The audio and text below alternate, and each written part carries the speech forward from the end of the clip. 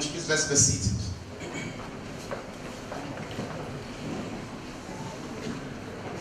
May I respectfully recognize, seated with us today, the President and Chairman of Government Council, Institute of Directors, Nigeria, Amiable Dr. Mrs. Iji, then FIOD. A round of applause for our ladies and gentlemen.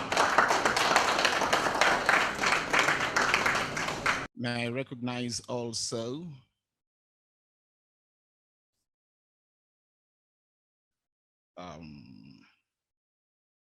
Professor Nat for FIOD, here represented by Mrs. Irene Uba, FIOD, council member and member of the committee. A round of applause for our ladies and gentlemen. May I recognize, seated beside President and Chairman of Council, Mr. Oscar Onyema, OON FIOD, Group Chief Executive Officer, Nigerian Exchange Group PLC. May I recognize, joining us via Zoom, the keynote speaker, George Agekum Donka, PhD, DBA, President ECOWAS Bank for Investment and Development, EBID, represented still through Zoom, Mr. McDonald Sai Guan, Director of Research and Strategic Planning, EBIOD. Please, a round of applause for him. May I recognize the Honorable Minister of Aviation, Mr. Hadi Abubakar Sirika, represented by Mrs. Mama Edith, Deputy Director of Planning, Director, Federal Ministry of Aviation. A round of applause for our ladies and gentlemen. Kindly join me as I recognize Engineer Ahmed Mansour, President, Manufacturer Association of Nigeria. A round of applause for him. Yes, let me recognize one of our moderators for the panel, Chief Executive Officer BAA Consult, Dr. Biodun Adedipe, MIOD. May I recognize the CEO of the Center for the Promotion of Private Enterprise, CPPE, Dr. Muda Yusuf.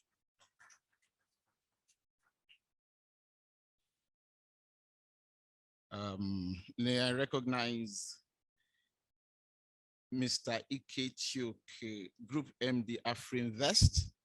Is in the building? Not yet. Okay, let me recognize quickly publisher, Guardian Newspapers, Lady Made in Hebrew.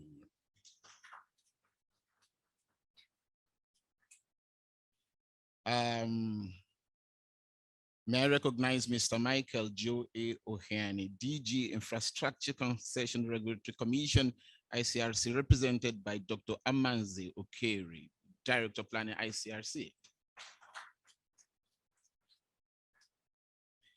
Through Zoom, may I recognize DG Debt Management Office, Mrs. Patience Oneha. A round of applause for her. Through Zoom to MD Nigerian Sovereign Investment Authority, Mr. Uche Oj. A round of applause too. Mr. Samaila Zubeiru, President, Africa Finance Corporation, represented by Mr. Banji Feintola, Senior Director, Head Treasury, APC. A round of applause for him, ladies and gentlemen. You're welcome. Yes, our DG CEO, Institute of Directors, Nigeria, Mr. Dele Alimi, MIOD. A round of applause for him. Captains of industries, very distinguished guests, members of the press, distinguished ladies and gentlemen. On behalf of the Institute of Directors Nigeria, I welcome you heartily to the IoD Nigeria Research and Advocacy Committee program with the theme, Infrastructure Development in Nigeria, a Necessity for Sustainable and Inclusive Growth. With a caliber of distinguished personalities we have here cutting across the country and from the diaspora, I believe we will have a very robust and engaging event today. My name is Adedeji Udulisi, the Master of Ceremony. At this juncture, very distinguished guests, ladies and gentlemen, I want to invite to give the welcome address Professor Nat Ofo, FIOD, Chairman, Research and Advocacy Committee, Institute of Directors, Nigeria, ably represented on this August occasion in August. We are in July. I'll fast forwarded. Mrs. Irene Uba, FIOD, Council Member and Member of Committee. Please join your hands together for her.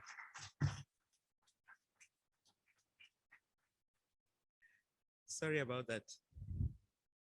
So, the chief host, Dr. Mrs. Ijejidemma, FIOD, President and Chairman of Governing Council of the Institute of Directors, Nigeria.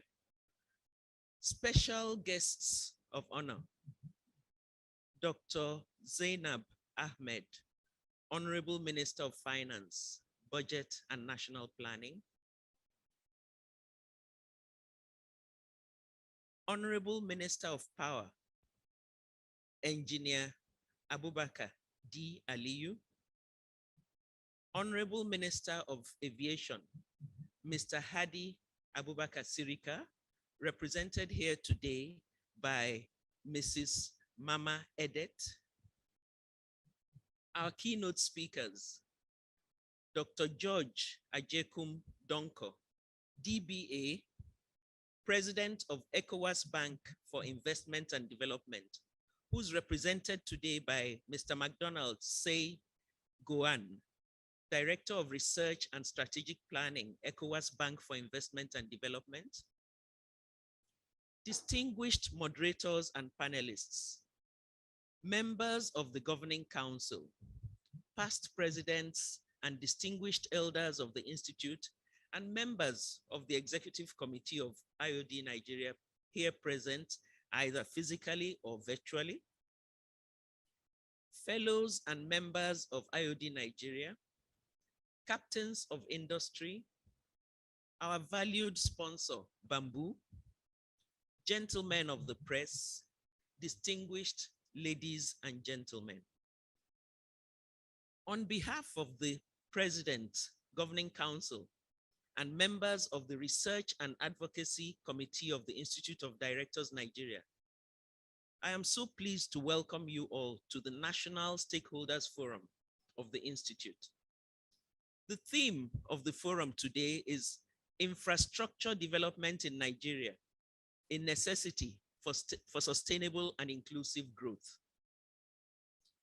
As we are all aware, Nigeria remains at the center of sub-Saharan Africa's growth story. The country has a population of approximately 200 million and a gross domestic product, GDP, of 45.32 trillion naira as at Q1 of 2022.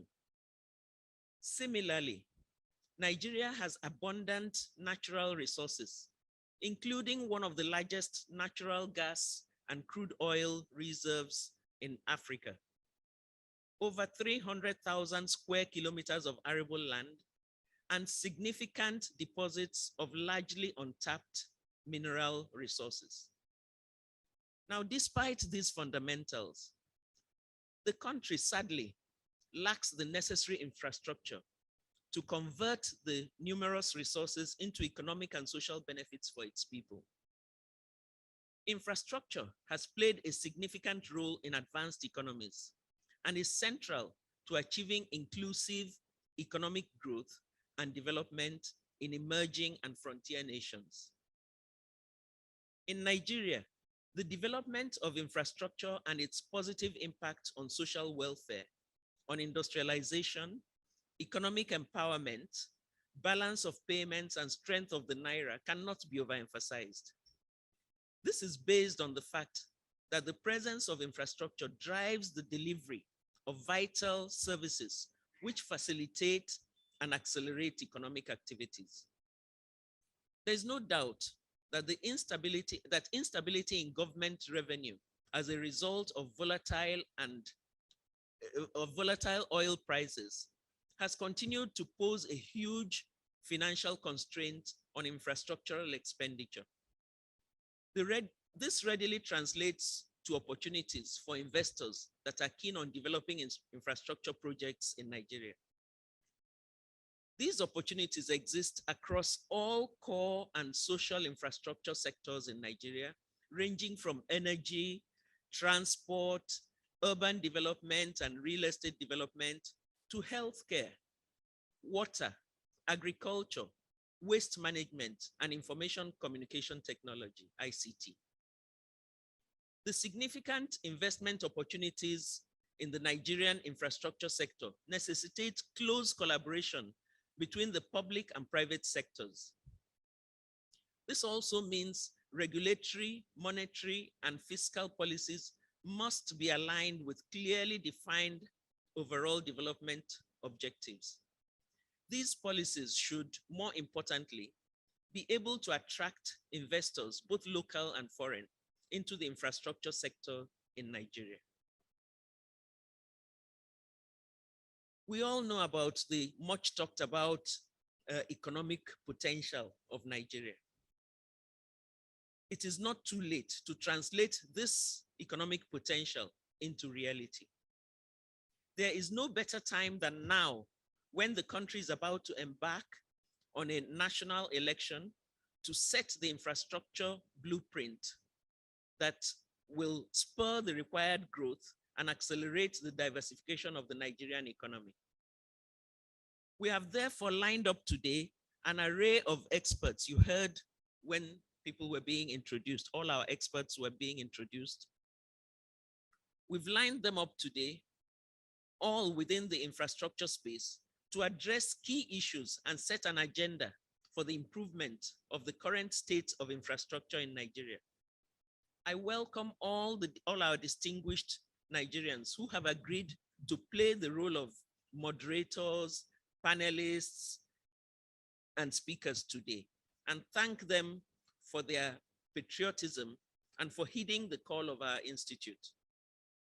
Once again, I would like to appreciate all our participants for taking out time to join us today. I appreciate all of you for being here physically, and even for those who are attending virtually, which is, I understand, a bigger number than what we have present here. And we thank you for your interest in this program. I look forward to a very robust discussion. Thank you very much.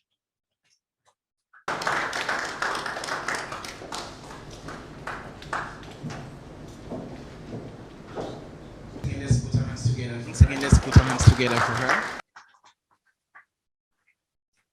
All right. So she said there's no better time to implement these things to put Nigeria in a better place than now.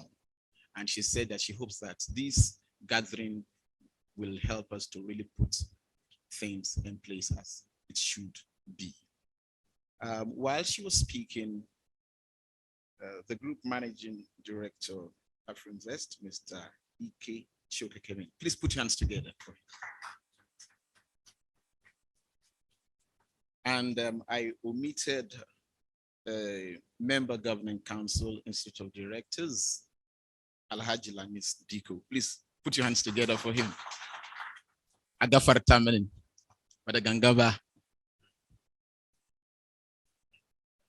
Interpreter will say, I want to Mbawi, what you. All right, very distinguished guests, ladies and gentlemen. We are now to have special remarks from, the opening remarks for this occasion, and it's my pleasure to invite to address us on this August occasion the President and Chairman of Governing Council, Institute of Directors, Nigeria, our amiable President, Dr. E.J. Jidema, FIOD. Now, I want the applause to end when she gets here. Our break, the tea break and everything is in order. Until she gets here, please. Thank you. able MC. Thank you, distinguished ladies and gentlemen, online and those in physical attendance. It's really exciting to be here this morning. And I crave your indulgence to do the reverse of what normally obtains. People usually ask to stand on the 16th protocol. This time, I beg to not stand on the existing protocol so that it will give me the opportunity to thank all of you who have volunteered your time to be here with us today. Yeah, we are pleased to have a special guest of honor, the Honorable Minister of Aviation, ably represented by Mrs. Mama Edet, Deputy Director of Planning of Federal Ministry of Aviation. You're welcome. And also the Honorable Minister of Finance, Dr. Zainab Ahmed. Our keynote speaker, Dr. George Agikum Donko, President of ECOWAS Bank for Investment and Development, represented here by Mr. McDonald Segun, Director of Research and Strategic Planning, ECOWAS Bank for Investment and Development. We have here an array of experts with very outstanding track records in our climb. I have our moderators and panelists, Mr. Oscar Onyema, FIOD OON, the Group Managing Director, Nigeria Exchange Group, NGX, Dr. Biodu Adedipe, MIOD, CEO, BAA Consulting Limited, Dr. Muda Yusuf, Chief Executive Officer, Center for the Promotion of Private Enterprise, Engineer Ahmed Mansur, President, Manufacturers Association of Nigeria, Mr. Samaila Zubairu, President and Chief Executive Officer, African Finance Corporation, represented by Mr. Banji Feintola, Director and Head of Treasury, Africa Finance Corporation. I understand our sister, Mrs. Patience Oniha, is online, Director General Debt Management Office, and Mr. Ike Chioke, who just arrived, Group Managing Director, AfriInvest, West Africa, Mr. Uchoji, Managing Director, Nigeria Sovereign Investment Authority. We also have to thank some of our supporters, distinguished past presidents, some of them are online, and elders. I have here Lady Made in Hebrew, one of our elders, the publisher of the Guardian newspaper, in whom we are well pleased, FIOD, who will be giving us a fireside chat this evening, not only to women, but also to our male champions as well, so that we have to know how we can get this gender diversity right. I also have Mr. Victor Ebura Jolo, DFIO, DMNI, Group Managing Director, Kewaram, and a member of Governing Council, Mr. Lamis Diko, and of course, the host of this Research and Advocacy Committee, led by Professor Nato, for who unfortunately is not here, but we have in his stead our able council member, Mrs. Irene Oba. Thanks also to valued sponsor Bamboo, gentlemen of the press, distinguished ladies and gentlemen. Like I said before, it's really exciting to have these stars gathered here, not only in this room, but also online. These are people we are proud of, because at times when we talk about our country, we're always looking at the negative side. For once, let's also look at the positive side. There are some people that we celebrate. Let us celebrate what is right with us so that we can gather the momentum to make the difference. So today, the Stakeholders Forum on Infrastructure has its theme as Infrastructure Development in Nigeria, a necessity for sustainable and inclusive growth. So the Research and Advocacy Committee has done well to come up with this, because There's no doubt that one of the banes of our economic development has been poor infrastructure. It's as clear as anything. The state of our infrastructure, apart from adversely affecting our nation's economic development, has also badly affected the social environment of the country. It has negatively affected the standard of living of Nigerians, thereby affecting our overall psychological well-being or sense of well-being. You might have all the money in the bank, but if you're sweating and you don't have light around you, your sense of well-being is bound to be affected. In virtually all sectors, name them: power, transportation, communication, aviation, education, health, the absence of critical and needed infrastructure has affected the deliverables, and Nigerians have not enjoyed a robust system that could deliver the best of services to us. This gap in infrastructural development has adversely affected Nigeria's growth trajectory. Though there have been many conversations around infrastructural development and several policies developed by government at all levels to address the gap, success has definitely not been achieved.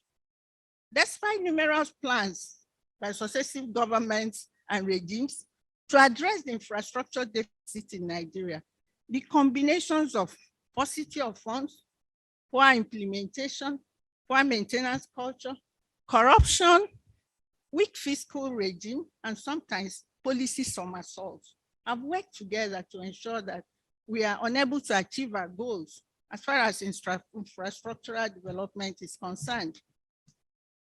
Nigeria's infrastructure deficit is estimated at $100 billion annually, a figure that is 100% above our annual infrastructural budget in the past few years.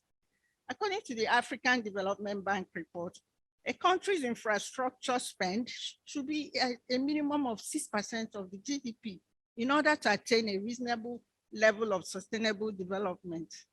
However, over the past decade, Nigeria's infrastructure spending has been less than 5% of GDP, and much lower than the amount committed by other developing countries. With such gap, it has become difficult for the Nigerian government to adequately address the country's infrastructure needs, while accepting that the federal government cannot continue to borrow endlessly to fill the funding gap, and that not all borrowings can be totally dedicated to infrastructure. There is no doubt that there's a need for the government to show more commitment to the judicious utilization of available funds. We need to make our economy very competitive in order to attract investments, which will help improve the economy and ensure that government revenue is improved. A more robust infrastructure development will no doubt improve the business environment and attract the needed indigenous and foreign investment in the economy by the private sector.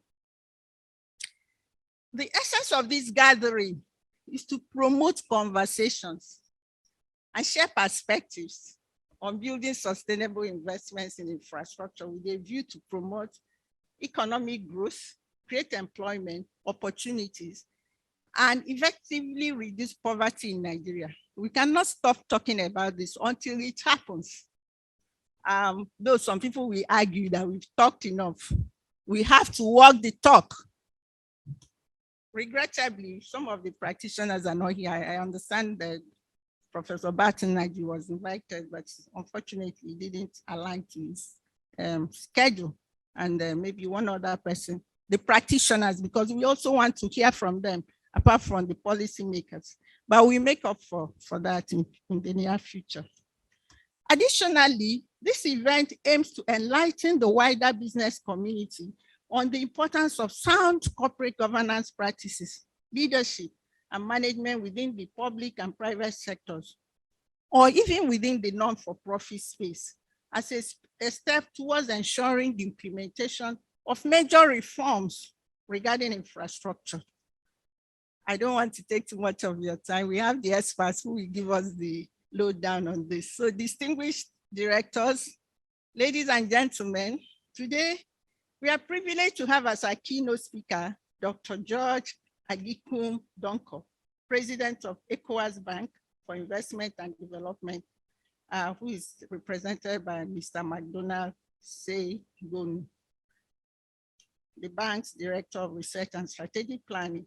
We also have very experienced and distinguished moderators and panelists who will do justice to the theme.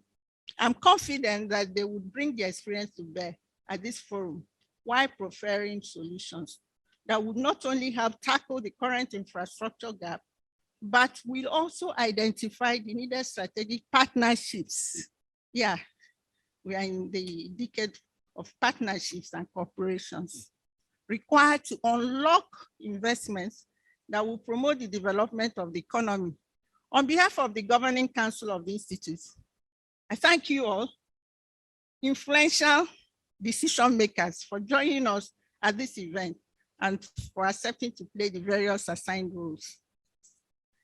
Our institute remains committed to the principles of good governance in all aspects of the corporate and business world.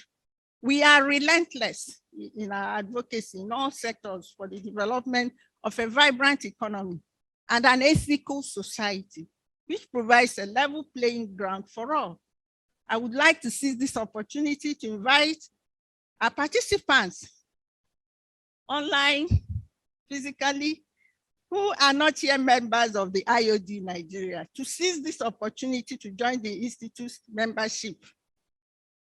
The benefits are immense. With our vast network, Ion Sharpnet Ion, we welcome you to join our crusade for the entrenchment of good corporate governance in Nigeria and the building of a pipeline of well-trained and experienced directors for our collective growth and advancement.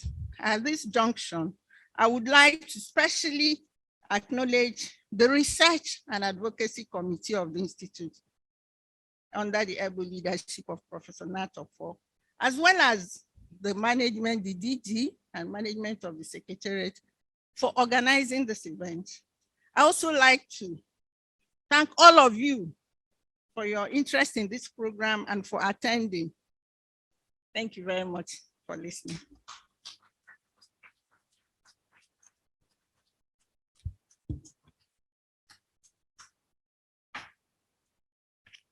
Yes.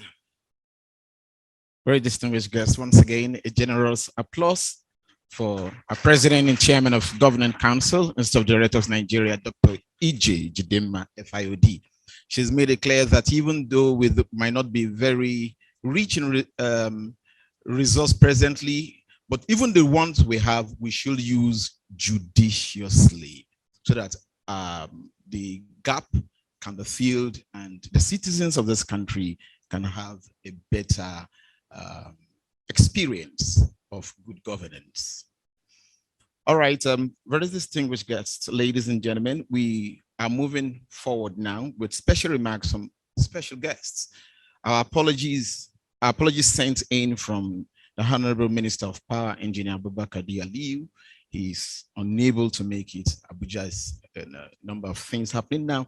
And my pleasure to invite Honorable Minister of Aviation, Mr. Hadi Abubakar Sirika, ably represented today by the Deputy Director, Planning Division, Planning Research and Statistics, Federal Minister of Aviation, Mrs. Mama Edith. Please put your hands together for her.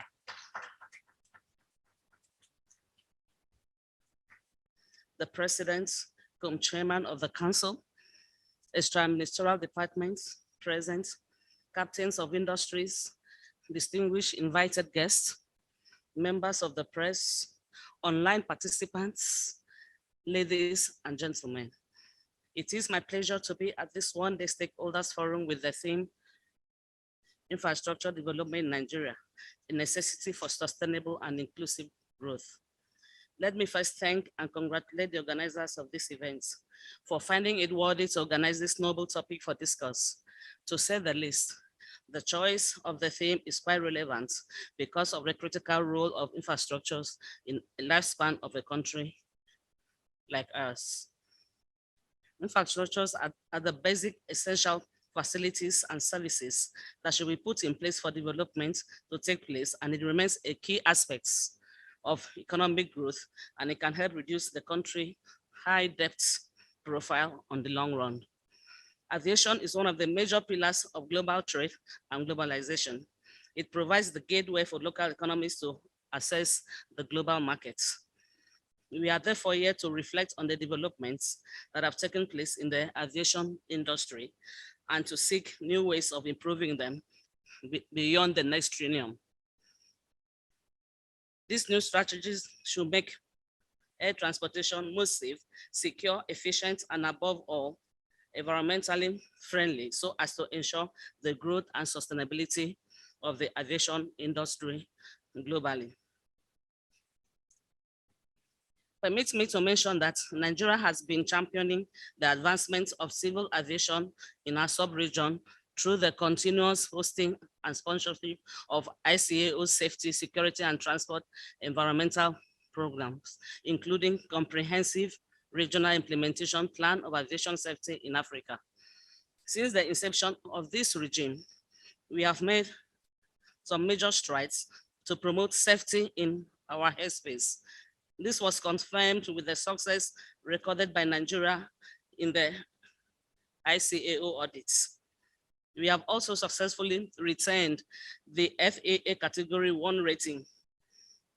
And presently, we are reviewing the Civil Aviation Act 2006 to ensure that Nigeria Civil Aviation Authority continues to exercise requisite power and full autonomy to regulate aviation safety without any political interference. Distinguished ladies and gentlemen, I am glad to mention that Nigeria has continued to record significant improvements in the area of aviation security with the installation of modern security equipment at our airport and with continuous implementation of our national aviation security programs and up-to-date training of aviation security personnel. Only recently, we have carried out vulnerability analysis of our airports and put in place measures to curb any act of terrorism. It is also noteworthy to mention that Nigeria continues to participate in the ICAO's PKD and supports the ICAO's effort to provide assistance to other West African states in their resolve to introduce the e-passports. We are in consultation with the United Nations to establish aviation security training school in Nigeria. And these schools will save not only the Nigerians, but the entire sub-region. We have continued to pursue a policy of fleet renewal and use of newer and more efficient aircraft by Nigerian operators. Additionally, we have implemented measures to enhance the efficiency of air traffic management, including performance-based navigation to restore solar airfield lighting at our airports, among others.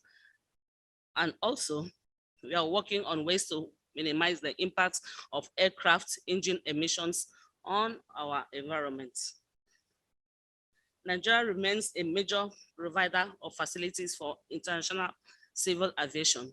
The government, in its effort to establish Nigeria as an aviation hub for West and Central Africa, has put in place a Nigerian Aviation Master Plan that included the establishment of new national carrier, maintenance, repair, and overhaul centers, aviation leasing company, and the concession of our 4 international airports. All of these are being implemented through public-private partnerships.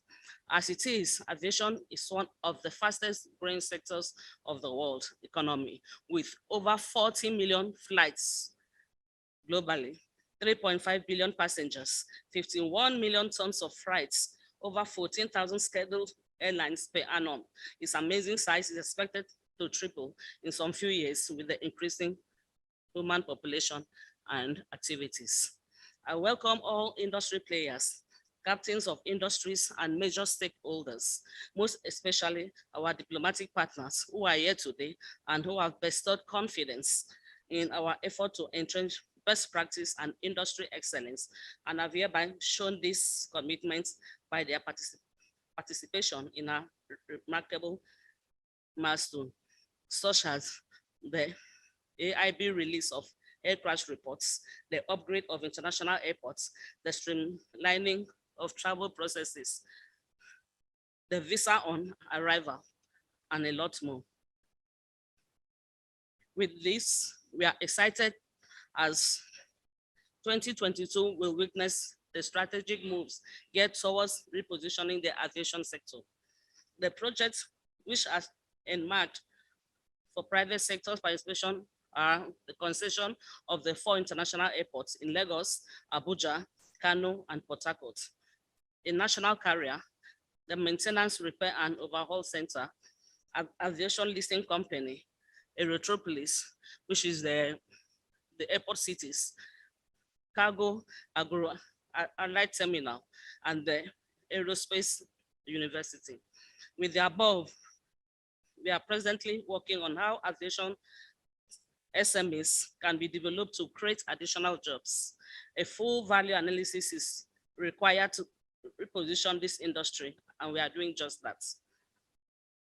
Ladies and gentlemen, as a thank you for your support through this period, I want to assure you of our resolve to support the private sector to grow and join in improving safety, security, and economic self-sufficiency and sustainability in the industry.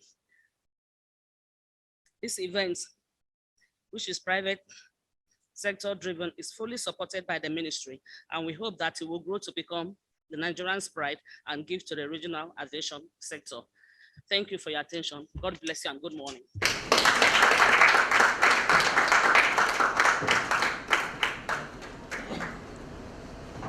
Yes, that was the able, believable, commendable, and dependable, eligible representative of the Honorable Minister for Aviation, Mr. Hadi Abubakar Sirika.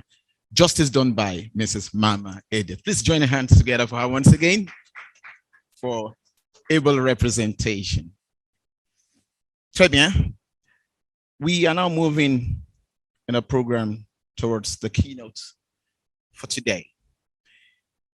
The world is now a global village, and distance is no barrier. COVID time proved it to us that we don't all have to be here physically present. Now, to give the keynote today is the President, ECOWAS Bank for Investment and Development, EBID, George Anyekum Donko, PhD, DBA, but he will be represented still through Zoom by the Director Research and Strategic Planning, EBID, Mr. MacDonald Sae. He was speaking physically from Togo, and we're getting it via Zoom here in Nigeria. Il est un homme qui parle français, mais comme tout le monde qui sont ici parle.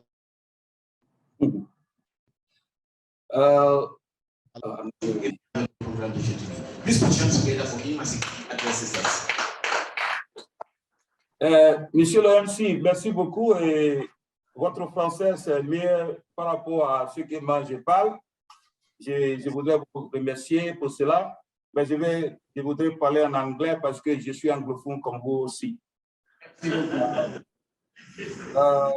me thank all of you, and let me thank the Honorable Minister of Nigeria, the Finance Minister, for helping our bank over the years. And the bank is in front of Nigeria. And then let me say we are all happy, because once you solve the infrastructure problem in Nigeria, you have solved the infrastructure problem in half of the sub-region. So having said that, let me begin this speech on behalf of Dr. Donko, who is unable to be here today. So Dr. Zena Ahmed, Honorable Minister of Finance, Federal Government of Nigeria, the representative of the Minister of Aviation, Mr. Honorable Hadi Abubakar Sirika, Professor Nat Ofo, Chairman, Research and Advocacy Committee, Institute of Directors, Nigeria, distinguished ladies and gentlemen. Like I said, let me first and foremost express the deepest regrets of His Excellency Dr. George Ajekum Nana Donka, President of the ECOWAS Bank for Investment and Development, who would have loved to grace this auspicious occasion, but could not due to some pressing issues outside of Lomé. He's currently meeting with the President of Sierra Leone, who abruptly called him for a very important meeting.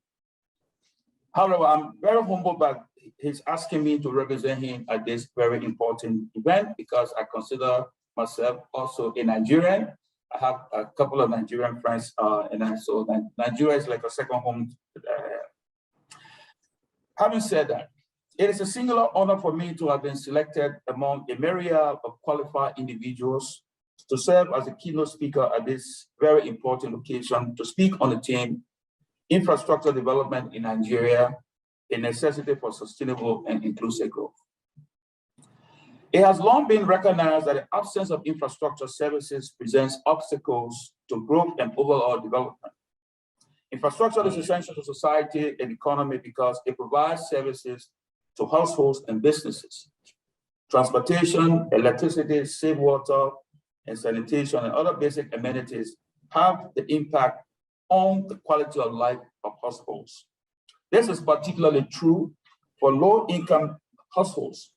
For industry, infrastructure services facilitates production, transport, and trade, all of which stimulate economic growth, which in turn aids in poverty reduction. In addition, infrastructure development can assist an economy in addressing climate change and decreasing its susceptibility to shocks and disasters. Infrastructure is a foundation of economic growth. It maintains the flow of goods, people, services, electricity, and data. In addition to economic growth and job creation, infrastructure development also provides societal benefits, including increased access to education, financial inclusion, women's empowerment, and enhanced quality of life. Without dependable electricity, clean water, efficient transportation, and communication networks, economic productivity is hampered, incomes remain low, and poverty persists. There is a tremendous unrealized opportunity to provide underserved populations with all of the advantages that modern infrastructure offers. But substantial investment is required to drive infrastructure growth and unlock its role in achieving the Sustainable Development Goals of the United Nations, the so-called SDGs. No country can develop without spending on infrastructure. And this is precisely why at the end of the Second World War, Western nations made massive infrastructure investment. Similarly, Japan, South Korea, and later China undertook drastic infrastructure improvements to enable faster economic growth and development. The Nigerian government is aware of these developments. So if Nigeria is to address infrastructure deficit with a view to delivering sustainable and inclusive growth, it will have to prioritize spending on infrastructure development as outlined in its National Development Program, which runs from 2021 to 2025. Cognizant of the pivotal role the private sector can play in delivering critical infrastructure projects, the ongoing National Development Program proposes that the public sector will focus on implementing policies that crowd in the private sector. According to the plan, projects will either be privately funded or financed through PPP mechanisms. Aware of the importance infrastructure can play in economic development and inclusive growth, the Nigerian government has recognized the significance of private sector assistance in reducing the infrastructure deficit, which has been a thorn in the side of the economy with enormous potential. Recently, the Vice President of Nigeria, Honorable Yemi Osinbajo, elucidated the role the government believes the private sector should play in improving Nigeria's infrastructure. The private sector, which accounts for 92% of the country's GDP, compared to the public sector, which accounts for only 8% of GDP, demonstrates the limitations of public expenditure and budgetary allocation, he stated.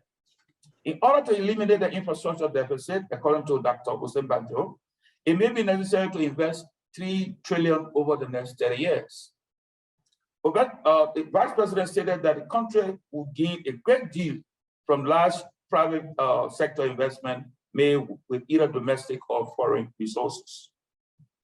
The country is also heavily investing in the construction of railway. The Lagos-Ibadan rail made history in the region when it became the first double-track standard gauge rail. Accordingly, another significant initiative relative to the rail construction is the Lagos-Calabar Railway at a cost of US 11 billion, which has a length of 1,400 kilometers connecting the west and east of the country. It is noteworthy to state that apart from these projects mentioned supra, Nigeria has been undertaking some significant infrastructure projects. These include the World Trade Center, the Lekki Free Trade Zone, and the Abuja Gateway Airport are all additional infrastructure projects in Nigeria. The World Trade Center and Lekki Free Trade will enhance market opportunities for foreign and local investors, as well as tourism amusement. It will also stimulate the development of commercial and residential real estate. The Abuja Gateway Airport will become an attractive architectural addition to the Abuja Airport. Its design will incorporate elements that represent the country's diverse culture, utilizing solar energy, green roofs, and locally produced laterite clay will contribute to an environmentally friendly and contemporary design. These three projects appear to be an effort to increase economic opportunities by making the country's wealthier cities more hospitable and luxurious to foreign investors. Distinguished ladies and gentlemen, the increased business opportunities resulting from these massive infrastructure investment in the country will have a significant positive impact on the Nigerian economy. As a result of these investments, a number of Nigerians, especially the youth, will be able to find employment. It is also very important that other areas of the country, especially the rural parts of the country, be targeted for such infrastructure intervention. All of these initiatives mentioned above are in line with the country's National Development Plan, strategic objective number 2, which aims at investing in critical physical, financial, and innovation infrastructure. Investment in infrastructure is essential for enhanced economic and social development in Nigeria. This requires spending on physical infrastructure to facilitate livelihoods, business operations, and the movement of goods and people. Financial infrastructure to spur business growth and individual economic security, and digital science, technology, and innovation infrastructure to introduce efficiencies in the ways of working or producing economies. In order to reduce regional economic and social disparities, the National Development Plan proposes promoting development opportunities across states in order to reduce disparities in national development. The plan calls for the introduction of interventions that promote regional development and aid in population movement. These will include investment in physical infrastructure and social services to reduce disparities in human development indicators, as well as a targeted approach to bolstering the economy that acknowledges the comparative strengths of each state and provide opportunity for differentiation. And infrastructure development is expensive and technically demanding. Nigeria, like all other countries today, depending on PPP arrangements, and can lighten the government financial burden and multiply the impact of limited public sector resources. Moreover, PPP can also allow projects to tap private sector administrative and management skills. With a view to improving infrastructure in the country, the Nigerian government recently approved the establishment of a new development fund, InfraCo, which will be supported by an infrastructure fund worth around US 2.63 billion. The goal is to improve transportation and lower and empower networks, the absence of which has been responsible for holding back a substantial number of Nigerians, 40% in poverty. This clearly demonstrates the federal government's commitment to involving the private sector in the delivery of critical infrastructure. Distinguished ladies and gentlemen, as I've already been said, the Nigerian government will require over around $30 trillion, as one of the speakers said previously. This translates into about $100 billion a year to fix the country's infrastructure. This amount is huge, but this investment will significantly impact the delivery of basic services, economic growth, Nigeria's competitiveness, as well as address the unemployment situation the country currently has. It is noteworthy to state that addressing Nigeria's infrastructure deficit has the potential of unleashing the country's vast potential. So before closing, distinguished ladies and gentlemen, let me remind you that the ECOWAS Bank for Investment and Development remains a committed partner in Nigeria's drive towards economic growth and development. This is because if the infrastructure situation is improved in Nigeria, that means you have improved infrastructure situation in Benin, in Niger, and in the Sahel countries. And the bank remains a friend of Nigeria, and we are at all times willing to do what it takes to help Nigeria in this economic drive. Let me close my statement by thanking the Honorable Minister, who has been true to her word that today, Nigeria, as the biggest shareholder in our bank, has been very forthcoming and is committed to delivering basic services. Thank you, and I would like to take this opportunity to thank all of you on behalf of the President of the bank, Dr. George Nana Ajikun Duncan, who, as said previously, could not be at this meeting because of some current engagement in Sierra Leone. He would have loved to be here, but he's not here today. So thank you for this program. It's a very good program because once you solve Nigeria's problem, you have solved half of the problem in the sub-region. Thank you.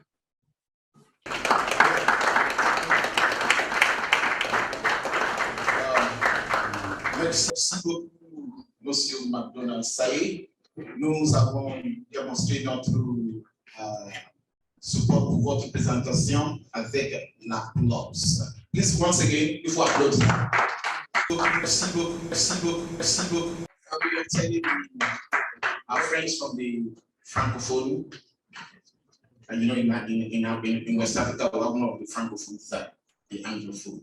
So the applause is just a way of telling him that we really appreciate you. Merci beaucoup, monsieur. And he got it. All right, so he said much that Nigeria being a major shareholder in the bank, they are really committed to supporting Nigeria for huge investments, cutting across the regions to show inclusion of everybody to get Nigeria lifted out of where we are, so that everybody can enjoy the post infrastructure that we all expect. All right, moving forward now in our program, we now want to move to the panel sessions. The moderator for this session, of course, the topic we are looking at, the sub-team is tackling the infrastructure gap in Nigeria. And of course, like we've been told by our president, we have very seasoned panelists. Well, to moderate this session is someone with a very rich, robust resume. I'll just read a little of it before I call him up. Well, he is the Group Managing Director and Chief Executive Officer of the Nigerian Exchange Group, PLC. And prior to attaining this position, he was the CEO of the Nigerian Stock Exchange for 10 years. In his current role, he is the chairman of the Group Executive Committee. He is also the chairman of two affiliate companies, Central Securities Clearance Systems PLC, CSCS, the Clearing, Settlement and Depository for the Nigerian Capital Markets, and the NG Clearing Limited, which is the premier central counterparty clearing house, CCP, in Nigeria. It serves on several other boards and committees, domestically and internationally, including Pension Commission of Nigeria, PENCOM, London Stock Exchange Group, LSEG, Africa Advisory Group, LAAG, and the membership committee of the World Federation of Exchanges. Was the president of the African Securities Exchange Association, ASEA, between 2014 and 2018. He served as a council member of the Chartered Institute of Stockbrokers, CIS, Global Agenda Council member of the World Economic Forum, WEF, and board member of the FMDQ, OTC PLC, now FMDQ Securities Exchange PLC.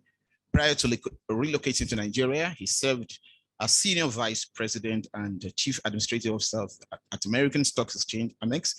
He also ran the NYSE Amex equity business after the merger of NYSE Euronext and Amex in 2008. Very distinguished guests, ladies and gentlemen, Please welcome up here, Mr. Oscar N. Onyema, OON, moderator for this session.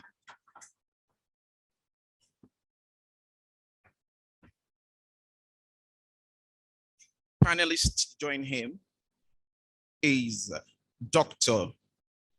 is the immediate past Director General of the Lagos Chamber of Commerce and Industry, LCCI.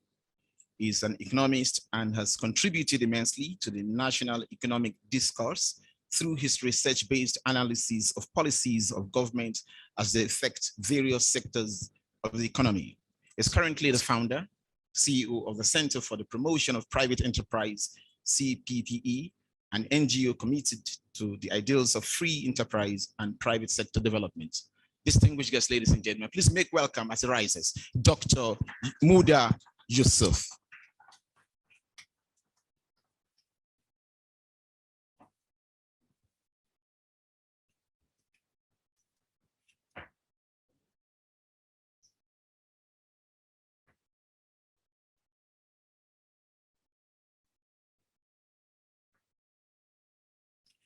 Ladies and gentlemen, the third discoursant panelist today is someone who joined the Dangote Group in 2013 as Executive Director, Corporate Communications and Stakeholder Relations. He has a first degree in Mechanical Engineering from Nottingham University in 1972 when I was born. Wow.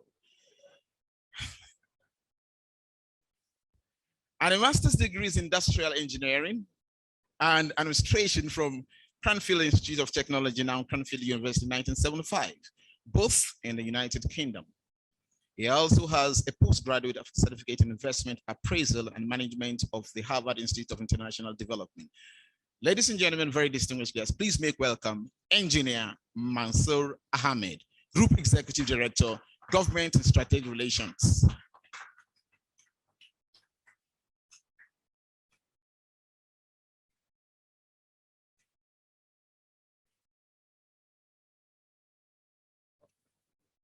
Yes, and with a robust CV to join, to complement here, is one whose journey in investment banking has spanned over 3 decades.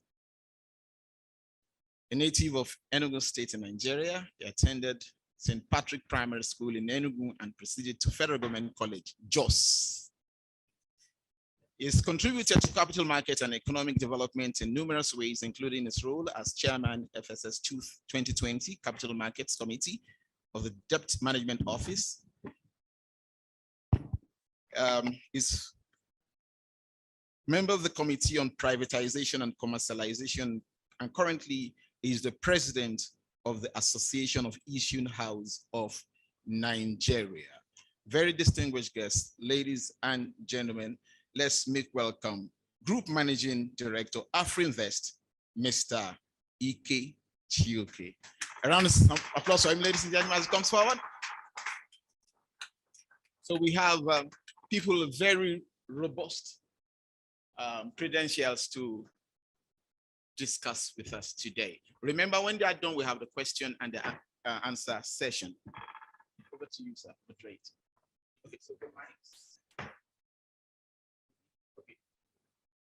Thank you very much. Hello, can you hear me? Can you hear me? Thank you very much, Compare. Madam President, distinguished ladies and gentlemen, please permit me to rely on the protocol that has been established. We're really pleased and thankful to the organizers for inviting us to participate in the discussion today. I'm a little bit perturbed that the policymakers are not in the room themselves. And so what I will urge their representatives to do is that when you get back, in order to make this not just another talk show, to really synthesize the insights and suggestions and deliver to the principles that you're represented. In my experience, what I find is that people go and represent and come back and tell you that it went well. Please do more than that. So this panel is really designed to talk about the infrastructure gap in Nigeria, not just highlighting it, talk about some of the gains we've made over the years, explore other ways in which we can really close that gap, highlight the different dimensions. We're going to focus on three because the infrastructure problem, indeed the infrastructure space is so big that in order to come out with something, we need to really focus. So we'll highlight the gaps, look at PPPs, public-private partnerships, and talk about best practices, what we've seen in other clients that have worked very well. And so I'm very happy that we have such a distinguished panelists. That we have somebody representing practitioners, we have somebody that is an analyst, and we have somebody that has worked a great deal in terms of financing and providing access to finance our infrastructure gap. So as two or three of the previous speakers have already said, there's a $100 billion requirement on an annual basis, I think for about 30 years in order for us to really cover that gap. If you look at the budget of the federal government, that represents about 189% of the total budget. So I think the point really is that the government alone cannot do it. If you then begin to look at the domestic economy, the potential sources of financing, you will also find that the domestic economy alone cannot carry that load. And so that means we have to crowd in not just domestic, but foreign investments as well. And that means that if that foreign investment will come in, we have to be competitive, we have to offer opportunities for returns, and we have to make it easy for them to actually come in and do business, both foreign direct investment and foreign portfolio investment. So this panel will really look at the various sectors that may be attractive. We'll look at the various levels of government, what we're currently spending, what we need to be spending, and also touch upon issues that are really pertinent to their various backgrounds. Let me just set the scene by saying that I'm not going to talk about all the sectors, but if you look at health, because we're just coming out of the COVID pandemic, clearly there's a lot to be desired. There's a lot of opportunity in terms of closing the gap, where we spend less than 13% of our national, the World Health Organization says you should at least target 13% of your budget in terms of spending on health, and we're doing significantly less than that. If you look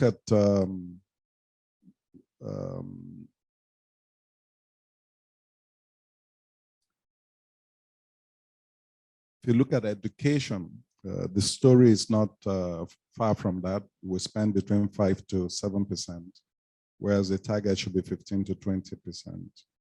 However, I must say that between 2016 and 2022, the government has actually improved annual spending on infrastructure from 200 billion naira to about 1.45 trillion naira, which represents about 8.9% of the national budget. So just budgetary allocation. But clearly, that number is a drop in the ocean. It's about $3.4 billion at the top end. So it's not even scratching the gap. And this was spent in works and housing, power, transport, water resources, and aviation. So it doesn't really touch, all the other garments of our infrastructure that we really need to touch. And as our economy increases, the infrastructure requirement is actually accelerating. So you have a problem that is getting increasingly worse. So with those remarks, I think that I want to give our panelists, each of them, an opportunity to make an opening statement. And then we will really dive in and have the conversation. Dr. Yusuf, maybe I'll start with you. Yeah, thank you very much, moderator, and my appreciation to IoD for also putting this together. Well, as the previous speakers have said, the private sector, I'm looking at the role of the private sector in all of this. The private sector brings into this private sector capital and private sector expertise. As you know, in the public sector space, with all due respect, we have a big deficit in these two areas: capacity to manage this infrastructure and capacity to fund this infrastructure. Therefore, the private sector has a very big role to play. Productivity and competitiveness, of course, is very key to the economy. We are talking about the African Continental Free Trade Area, regional trade, continental trade, global trade. Is about competitiveness. If we are not competitive, we have no business in either the regional space, continental space, or the global space, particularly when you talk about production. So that shows how critical the discussion about infrastructure is, because at the heart of competitiveness in production is infrastructure. At the heart of industrialization is infrastructure. We don't fix the infrastructure, it will be extremely difficult. And that is why we have been struggling with all this challenge of industrialization, capacity utilization, cost of production, and all of that. And on top of that, competitiveness. Of course, the government have been trying to protect, increase tariff, ban this, put things on exclusive lists, on forest exclusion lists and all of that. That is good. But the way to ensure sustainable industrialization is to ensure that you have infrastructure. That way, we'll not only be able to meet the domestic market, we'll be able to connect to the global value chain. The national envisages an investment of 346 trillion naira. And out of this, the private sector is expected to provide 298 trillion. That is 86% of it. So even from the government perspective, there's a whole lot of expectation from the private sector as far as investing in this economy is concerned. And most of these investments stated in the National Development Plan are actually infrastructure investments. But the thing about the private sector is that the private sector will only invest in an infrastructure that is bankable. Not all infrastructures are bankable, because this is about returns. This is about profit and loss. So we need to separate the whole gamut of infrastructure to identify those ones that are bankable, those ones that are not bankable. Of course, all of them are important, but that will help us to define the role of government in infrastructure provision. Of course, we have infrastructure like telecoms, which is, of course, the most viable of all the infrastructure that we have. And that's why we have so many investments, and they are doing very well in that space. Some aspects of our roads, some aspects of our railways, aspects of the airports, our ports, the gas pipelines. This also offers tremendous opportunities. The urban transportation, but there are also others that are not so bankable, like the dams and irrigation. We need dams, we need irrigation to support agriculture. That is not exactly an area that the private sector can just throw in. Then you have things like the sanitation and sewage, rural roads, water supply, and all of that. I'm saying all of this to underscore the fact that even though the private sector has a lot of role to play, the government also has a major responsibility in the infrastructure space. And that also speaks to the fact that the government also needs to restructure its budget. Because currently, close to 80 to 90% of government spending, actual, is going to recurrent spending. So government needs to look at that, at least to see how we can review that. And in terms of what the private sector has been doing and could do, we have the greenfield projects, we have the brownfield projects. The ones that have been most successful are actually greenfield. And when I say greenfield, I mean infrastructure projects that are started afresh from the ground by the private sector. You are not privatizing, you are not dealing with any government agency, you just come in and set up your own business. That is why the telcos and all have been thriving much better than those that were privatized. Then, of course, we have the brownfield. That is when the private sector and the government, work together. We have the privatization. Our story about privatization has not been too good. Unfortunately, the power privatization has given privatization a very bad name, such that it has even become even more difficult to sell the idea of privatization to some Nigerians. Of course, it's not that the concept is bad. I think it's more about the process that was, done in the process of the privatization. So privatization is another way that the private sector could also be part of this. Of course, concessioning. We have seen a few concessioning arrangements that have been done. Again, because of process issues, because of all sorts of interference from the political space, the quality of concessioning that you have seen has also not been too good. I mean, we have examples like Ajaokuta and some of them, where there is too much of political influence in determining who the concessionaire is. And we also have the experience at the ports. Of course, we have concessionaires at the ports. They have brought in some investment, but again, because we are dealing with a monopoly situation at the ports, a lot of port users are complaining bitterly. I know what it is when you are dealing with monopolies. They can do anything and get away with it. So creating, even when we are privatizing, when we are promoting private sector investment, we should also ensure that you have a competitive or competition framework, because it's through competition that you can effectively protect the end users. Of course, we have the tax credit. We have seen quite a lot of development in that space. Dangote, a good example, and a few others. They have been bringing a lot of funding into the space, and they have been ensuring that there is also value for money in the way they expend this project. Of course, the private sector has also brought into this space a lot of standards in terms of best practice in project management, in funding, and all of that. So these are some of the things that the private sector has been doing and could also do.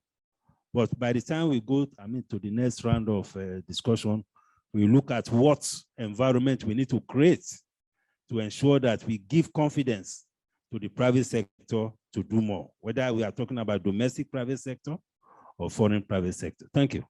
Thank you, Dr. Yusuf. You can clap if you want to clap.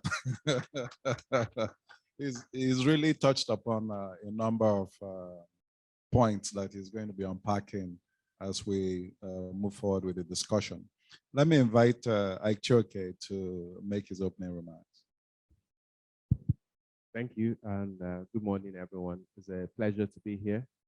When you look at the statistics of infrastructure investment in Nigeria, and just looking at what Oscar quoted earlier, trying to move Nigeria's infrastructure spend from 1.45 trillion naira as of last year to something like 36 trillion naira, which is what the World Bank wants us to do annually. You can see that will be a monumental leap. When I was being introduced, the compare forgot to mention that I studied civil engineering. And the kind of leap of faith you need to do to move Nigeria by that number of magnitude requires us to think of one other aspect of infrastructure, which is really human infrastructure. How capable is Nigeria able to organize itself to actually attract multiple times in billions of dollars, the amount of investment required? Dr. Muda Yusuf spoke about the port infrastructure. You can imagine if you landed at Murtala Mohammed Airport and it took you 30 days to leave the airport from landing. 30 days.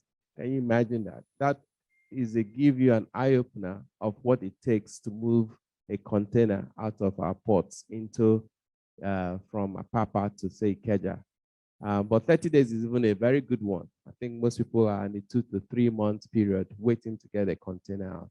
Now, and if you then triple the investment spend by something like 10 times, then imagine the quantity of importation that has to come. So it would seem to me that the first point of intervention in growing infrastructure spend in Nigeria will really be to organize the human force around the customs, the port authority, so that we can actually process all that equipment that needs to come into the country to go into the investment. Otherwise, we can speak a lot of nice English in these rooms, and you see the ship stranded out in the ocean, accumulating demurrage, and at a point, the value of demurrage will be far more than the value of the goods, and they may decide to just go away, which has happened many times in this country. So there's stuff to be said about the human infrastructural component that comes with getting private sector to be involved in infrastructure investment in Nigeria. I'd like to leave that as an opening sentence before we go into the bigger issues. Thank you. Thank you very much. In my opening statements, I talked about the population increase. So it looks like we have the numbers. We just need to improve on the quality of that human capital. Let me go to Dr. Mansour, Engineer Mansour, sorry, please go ahead. Thank you very much, Oscar. Let me say a few words about my background, not because I want to advertise my CV. At 75, I don't think anybody will employ me, so I'm not advertising. But I want to say that after spending time in the public service in NMPC for 15 years, I then worked with the Nigerian Economic Summit Group for 5 years. And one of the outcomes of my work at the NESG was that the government of Musa Yar'Adua invited me to set up the Infrastructure Concession Regulatory Commission as its pioneer DG. And I had the dubious pleasure of trying to set up a new institution in the Nigerian governance system. I worked for 4 years with every support from a very distinguished chairman, late Chief Ernest Shonekan. But when he left, I decided that the base of my support has left, so I better move as well. So, but the main thing there is that, yes, because Oscar said, what progress have we made with regards to infrastructure? What are the deficits? The first progress made, therefore, must be the fact that we have now begun to recognize infrastructure as a key to human and economic development. And this came out of the process that we all thought was a talk shop in NESG, when every year we met to discuss issues and to make recommendations. One of the recommendations that came out sometime in 2000, and must be earlier, in 19 something, was the need for government to develop a scheme for the development of infrastructure which allows room for participation of private sector, recognizing that there is no way we could develop the infrastructure we needed based on what was then known as the way government has been funding and financing infrastructure. So clearly, that's one little development. And I think we set up a ICRC. We tried as much as possible to create an environment where it will work. especially for the purpose of public-private partnership arrangements, which was the main focus of ICRC's work. In 2012, sometime in 2012, we developed the Nigerian Integrated Infrastructure Master Plan. Now that's the first step, because if you're going to develop infrastructure on massive scale, you need a plan. They say he who does not plan plans to fail. And therefore, the first plan was developed under the National Planning Commission then, before it became ministry, and approved by the Federal Executive Council sometime in 2014. Unfortunately, that's why it ended, because in 2015, politics started and everything was overwhelmed. There's another development that is recent. Or 10 days ago, the Ministry of Finance, Budget and National Planning launched the revised Nigerian Integrated Infrastructure Master Plan, which is a review of that. So that's another small step forward, that we are now back to look at planning infrastructure as a key, as a starting point for developing the kind of infrastructure that will support development, that will support our economic growth. That will support our economic growth. This is 2022. Next year is election. I wonder if the fate of the first plan will not be the second. But let's hope that it does. And hope it will now begin to create a real framework for developing infrastructure on a consistent and coherent basis. Because that was the initial thinking behind the NESG motion of voting. But I think there are still two issues we must address. First, yes, it's one thing to plan. We must plan, and particularly for the purpose of infrastructure, we have had Dr. Buda and Mr. Ike have talked about how important infrastructure is, how huge it is in terms of spending. But clearly, if you don't plan well, you may spend, but you will be spending in a way that will not be effective. In fact, we only need to see how much have we spent over the past 20 years, over the past 20 or 22 years on the power electricity sector. God knows how much. But what have we got? I think we have hardly moved from availability of 5,000 megawatts to Nigerians. And the real reason is that we have not planned well. We may have done some planning, but we have not planned well.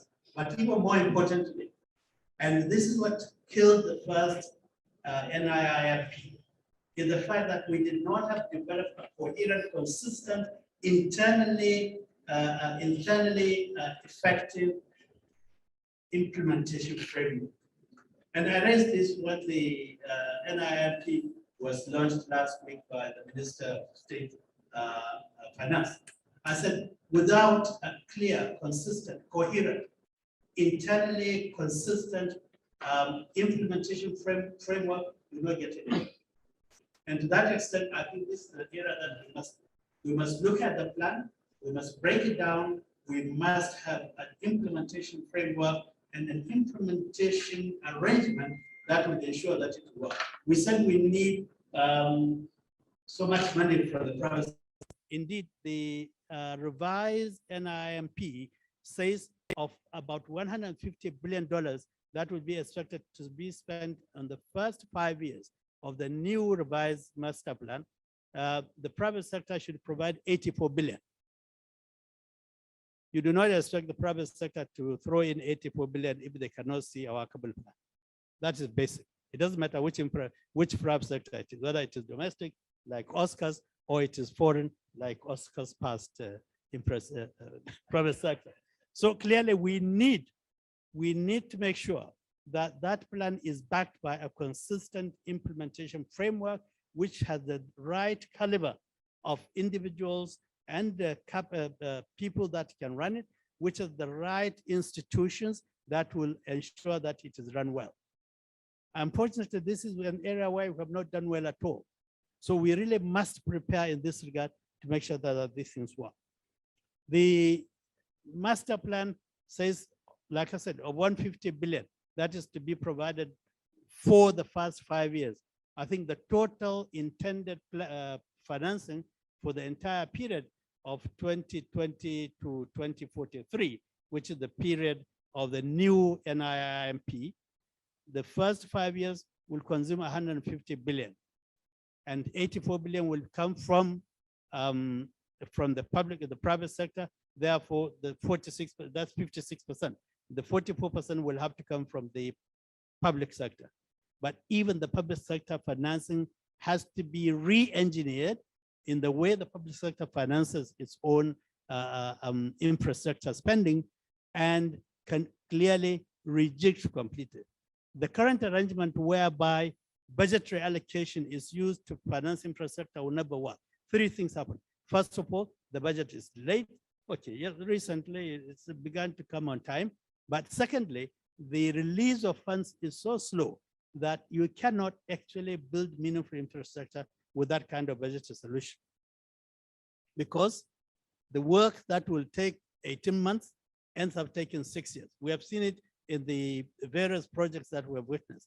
The Murtala Mohammed Airport, the Lagos Ibadan Expressway, the Abuja Kano Expressway, all of them have taken at least 3 times longer than they need. And most of it is because of poor budgetary allocation and release of funds, so that contractors would not be able to do the work. But the plan also insists that part of the money, part of the financing will come from the National Sovereign Investment Authorities funds. And I'm not sure that they will release that money quickly or willingly, and the pension funds. I hope Nigerians like me who are pensionable will object to pension funds being thrown into infrastructure unless we can see a credible plan and a credible work program that will ensure that it will work. So I would have to stop here, Mr. Moderator, and maybe take up some of these things later. Thank you. I want to stick with you for a second. You've made some really insightful comments around plan availability, implementation. So let me just ask you, what are the best practices from a regulatory perspective? Because you need to have laws, you need to have prioritization and all. What are the best practices? Thank you very much. Yes. In fact, that's what I would have come to if we were taking it. First, you must have a legal and regulatory environment that supports the plan. Indeed, in 2012, what we suggested was that the plan should be backed by law, so that nobody will come and simply throw out projects that have already started or where private sector actors have committed funds. So first of all, you have a plan that is backed by law. Secondly, you must have an institutional regulatory arrangement which ensures, one, that the private sector, public sector relationship is clearly defined in a way that is defined by contract. You know, our public service, I know there are some representatives here, are used to a situation of the direct contractor-client relationship, where government says to the contractor, jump, and he says, how high? But in a PPP type arrangement where the private sector is putting its own money, you cannot just expect them to do that. It will have to be based on a contractual arrangement where your obligations and the other party's obligations are defined and complied with. And you cannot fail to comply with your own obligation and expect me to comply with mine. And there have been areas in our PPP arrangements and our privatization arrangements where we know that government simply refuses to meet its own obligation, yet expects the private sector to meet its own. So this cannot hold. So a regulatory environment where this is clearly defined, everybody knows what the law says, everybody knows what the agreement says, and their role under that agreement must be put in place and respected not just by the legislature that makes the law, by the government that implements the law, but also by the judiciary. Indeed, in the past several years, I'm sure there are many people here who will confirm that the judiciary has often been a major impediment to effective participation of the private sector in the provision of infrastructure and other public services. So it is important that this regulatory environment is set. And the best practice is, as I said, that there's a contract that defines every action, that defines all responsibilities, that defines the relationship between the public sector and the private sector in this regard. Thank you. Thank you very much for that clarity. Ike, let me come to you.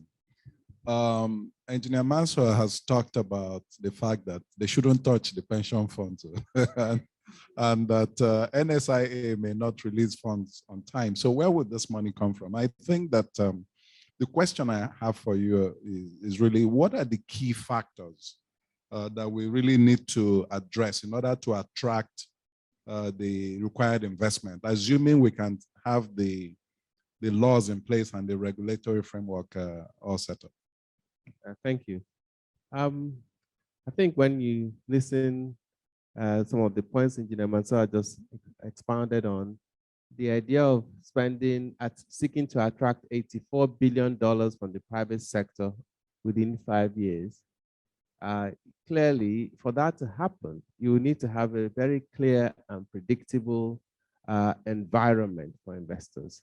It will include both the fiscal environment, fiscal policy environment, the monetary policy environment, and issues like clarity of capital importation rules. If I come in, can I get out?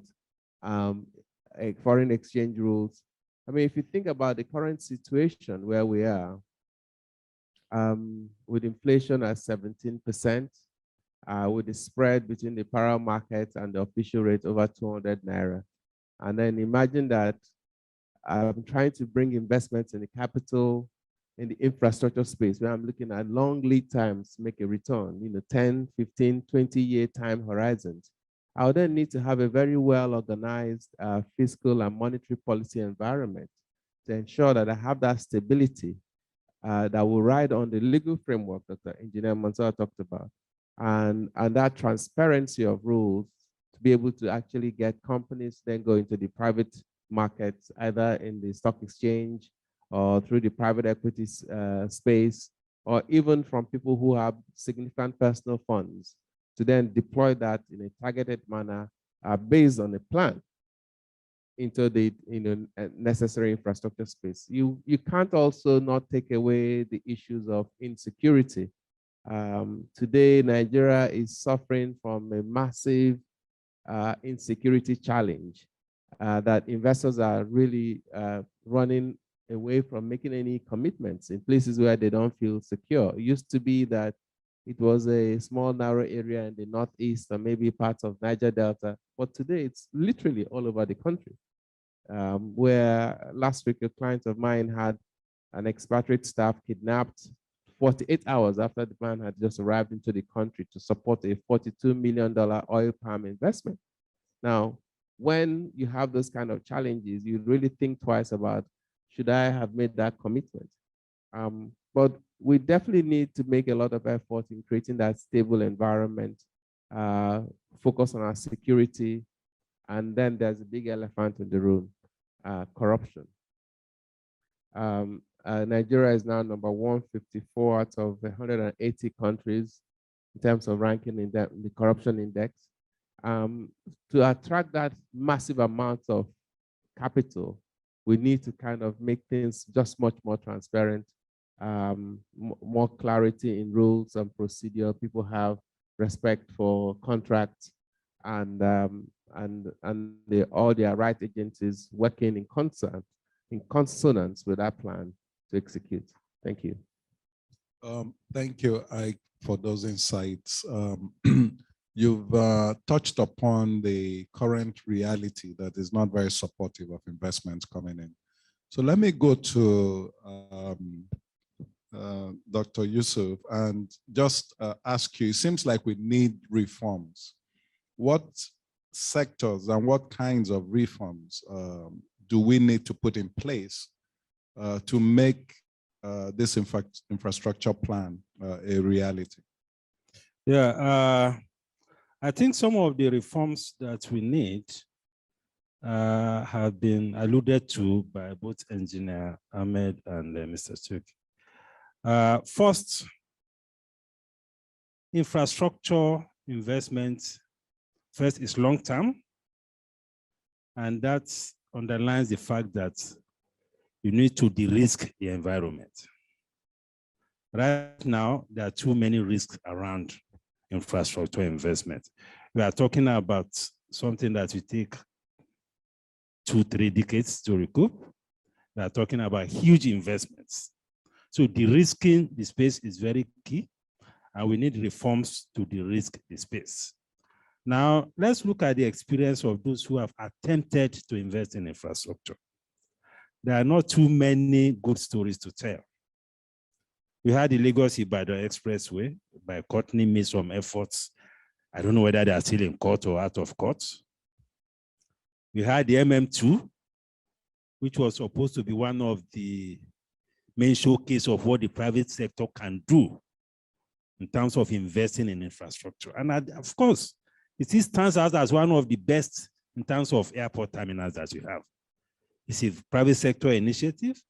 There was a concept to even link an hotel to that MM2, but the thing ran into all sorts of problems, bordering on what Engineer Mansour said about issues around contractual agreements, issues around government coming and just setting aside agreements with impunity, and nothing happens.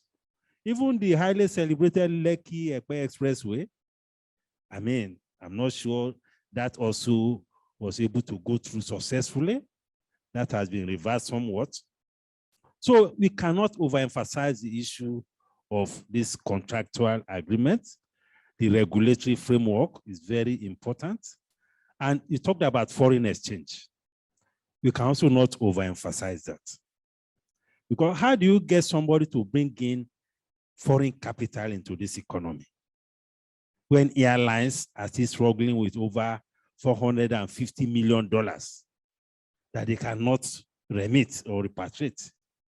When we have a lot of foreign investors who still have funds in their dividend or profit that they cannot move out of the country.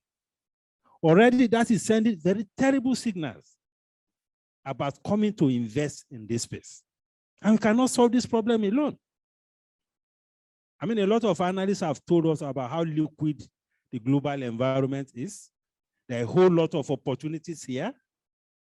But how do you unlock these opportunities or take advantage of this global capital if you have a foreign exchange policy that is effectively blocking these investments? And unfortunately, we don't seem to have enough advocacy around this. You know, there's too much of being politically correct. You don't want to offend the CBN and all of that. But it remains a major issue. It's affecting everybody now. The airlines are complaining. The oil marketers are complaining. The manufacturers are complaining. Everybody is complaining. And these are policy-related issues. It's not just only about pandemic or about invasion of Ukraine. It's also about policy. You know, so reforming that, I think, should be a major priority. That may not happen in this administration, because I know that, I mean, the president has even endorsed the so-called unorthodox monetary policy. So perhaps maybe in the next dispensation, we can have a fresh engagement on that. Then it's also important that we deepen our financial markets. We need to have a financial market that supports this kind of investment. Right now, we don't have it. And Mansour has said that, well, pension funds will not support using pension funds for infrastructure. And that is the biggest pool of funds that we have that can support that initiatives. Most of the funds in the regular financial system, maybe a tenure of 2, 3, 4, 5 years. And at what interest rate? You can't use that to go and fund infrastructure, that is like committing suicide. Then there's the issue of risk allocation. Because infrastructure investment comes with a lot of risk. We need to identify the key elements of risk and identify which components of risk the private investor can carry. Which elements of risk should belong to government and which elements of risk needs to be shared between the private sector and the public sector. And we need to put all of this on the table in order to be able to attract investors. You can't expect an investor to come and carry political risk. You have invested heavily, maybe it takes you 30 years to recoup, then there's a change of government, something just goes wrong. Of course, the private investor will not be able to carry that. We have policy risk. People can change policy. And we have seen that in this dispensation, where changes of policy have ruined many businesses. And I've seen some regulators talk to investors, talk to them as if they are school children. We also need a government that at least respects the private sector and appreciates the value of the private sector in an economy. Because there is this perception that the private sector are just a bunch of people who are looking for money. I mean, people are not looking at the bigger picture of the role of private sector in building infrastructure, in creating jobs, even in generating revenue for government. You know, so these things they are very important. Of course, we have we need the private, I mean, the stakeholders to also be committed. Apart from government, the private sector, we also have other stakeholders. But more importantly, is to have a regime that gives confidence to those who want to put money in this space. Thank you. Thank you. Please go ahead. Yeah. Frankly, I think there's one very low-hanging reform that for the last God knows how many years, I think at least 25, 30 years, we have known about it. And that is, we have even started working on it, but somehow we got stuck. And that is the reform of the use of the oil resource or oil revenues. This private, what do you call it? Fuel subsidy is the last bit of reform in the oil and gas sector that we have refused to address. I believe that in the last I saw, I think the estimates of the World Bank were that either last year or in the last couple of years, we have subsidized petrol, particularly up to the tune of about 5.1 or 5.4 trillion naira.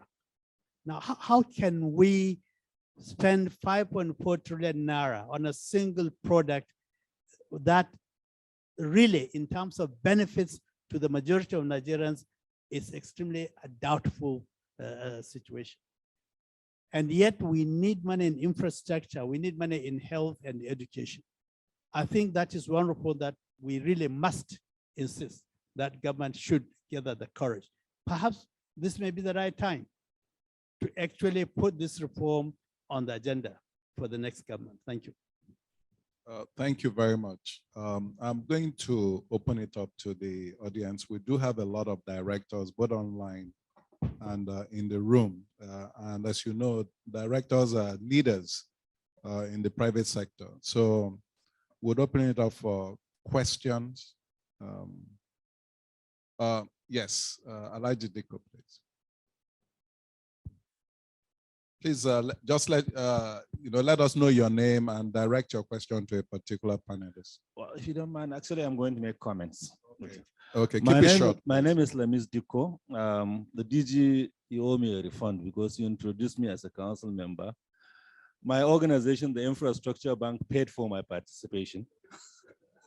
So, Madam, since I'm on the council, I know the refund policy. I'm going to actually, and that's in the position I want to talk to. I chair the board of the Infrastructure Bank, and this is an institution that was created private sector to help in this space. And we've had the very ugly, and some good experience. I'm not going to talk in details about the ugly experience because somehow, without being specific, all the speakers have mentioned a lot about them. So, unlike Alhaji Mansur, I'm actually making this addition to my CV, perhaps looking for a job. But even Alhaji Mansur at 75, next year, Nigerians are going to elect a 75-year-old CEO or more. It depends upon what you are looking at. So you're still available for employment. I think the experience, what people have said about the challenges of infrastructure are what we have experienced. We're being involved in the good and the bad, and the very bad. Alhaji Mansur alluded to the infrastructure master plan. Our staff were actually involved as personnel that are giving input in the development of the master plan. A lot of work went through it. By 2014, 2015, it was led first. And really, I know the amount of effort that went into that. Earlier than that, our staff were involved in helping to design the transport policy. A lot of work has been done in that area, particularly in the area of railway. Some have been implemented, but a large amount of it has not. We proposed a solution after the concession of Lagos Ibadan was cancelled unilaterally by the government. We proposed a solution to bring finance and monitoring solution that will lead to the conclusion of the Lagos Ibadan Express by raising at that time 165 billion naira funding to conclude that project in 2 years. Along the way, unilaterally, the government canceled that arrangement, and we're in arbitration already on that. We designed a greenfield road that will link Abuja to Lagos in 4.5 hours through Gwagwalada. Really a full greenfield. Before we did it, we went to the Ministry of Works. They gave approval to do this. We went to the ICRC. They gave us an outline. They approved an outline business case. We're ready to go. Selection of our partners. Somehow, I think it didn't follow the people with the bureaucracy in the ministries. And then they just sent us a letter that, okay, this road is not in their priority. And nobody is asking the government to put a cover of its own. But they are the owners of roads. So there are a lot of things that need to be done, but I'm not going to concentrate, like I said, on the bad. We have had some very good experiences. The first speaker was Ministry of Aviation, and they had done silently a lot of things what a ministry should do in terms of getting infrastructure projects going. Over the last 3-4 years, they've actually shown to the public, to the private sector, what they plan to do. I invited private sector to advise. I know as infrastructure, we're advising on 2 projects, and I would want to perhaps give a little more details on those projects so that people can understand that if we put our minds to it, we can get these things done. The representative of the minister made reference of the Aerotropolis project. We had advisors. We have worked with them, and we have already obtained an outline business case study approval, business case approval from the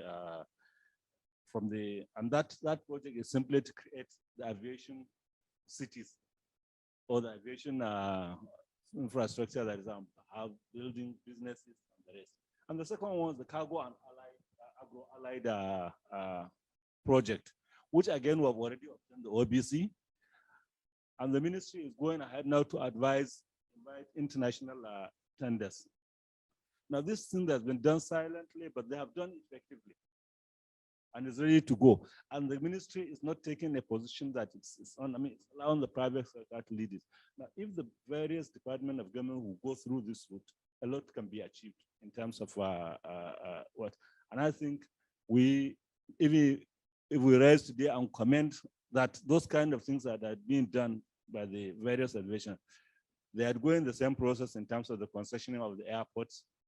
They are going the same process in terms of other things they are doing. And I think if they do this silently and let the private sector advise and obtain the regulatory protection, the business case approval, and everybody, investor feels that they have protection, people will come.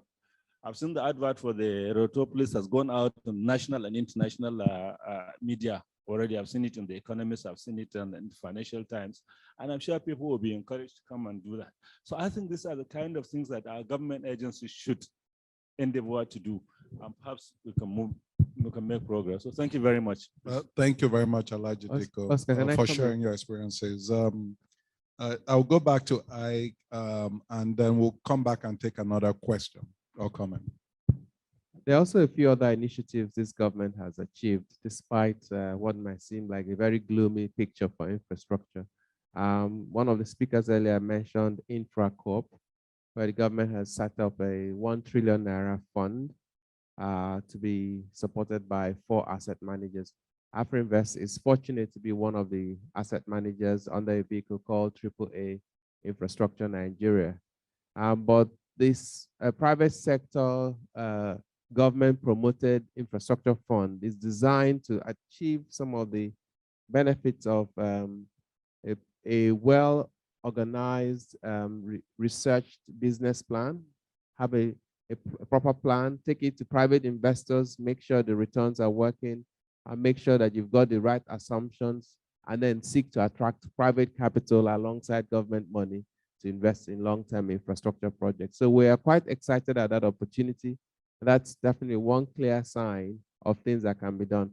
Another one is the Highway Development and Management Initiative, HDMI.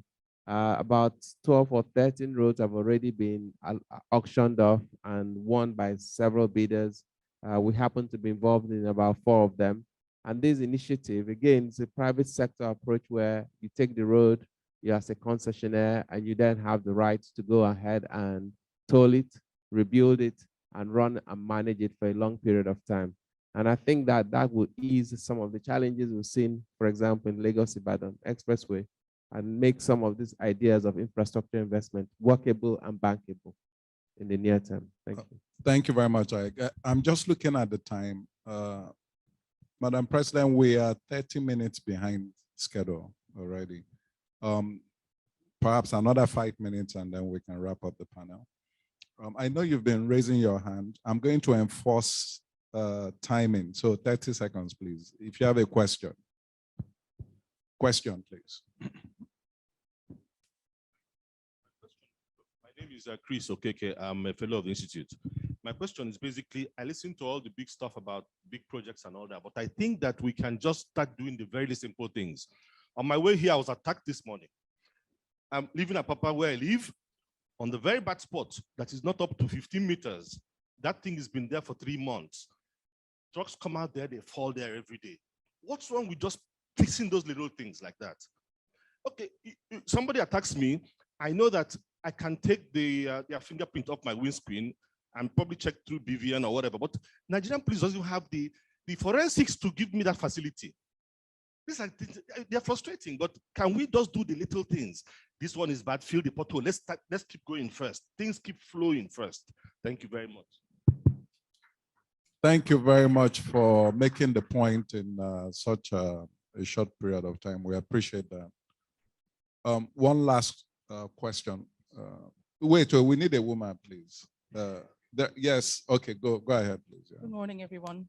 So I'm a member of the Institute, and I'm sure I represent the missing link on the panel. I'm also a contractor.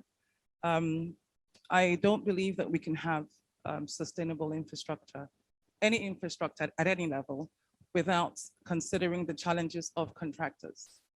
I was very happy that Engineer Mansour mentioned that projects that are supposed to take maybe 2 years end up taking 10 years. And you find out that even the integrity of those projects are compromised because of the delays in contractors being paid and complying and adhering and respecting contractual agreements. So I think there should be some discussion regarding the concerns and challenges that contractors, who are the builders of these infrastructures, have, and solutions to them to basically have sustainable infrastructure. Thank you. Thank you very much. You know, for any business to survive, they have to be able to manage their cash conversion ratios.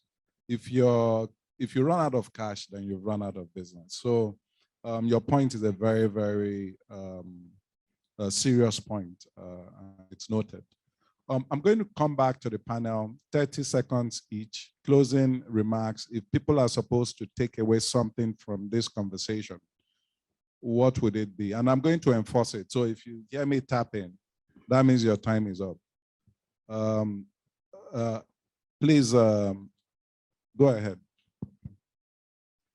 Well, I think we need to strengthen advocacy and ensure that we have a government that appreciates the private sector, that engages more with the private sector, that listens to the private sector, and that respects the private sector.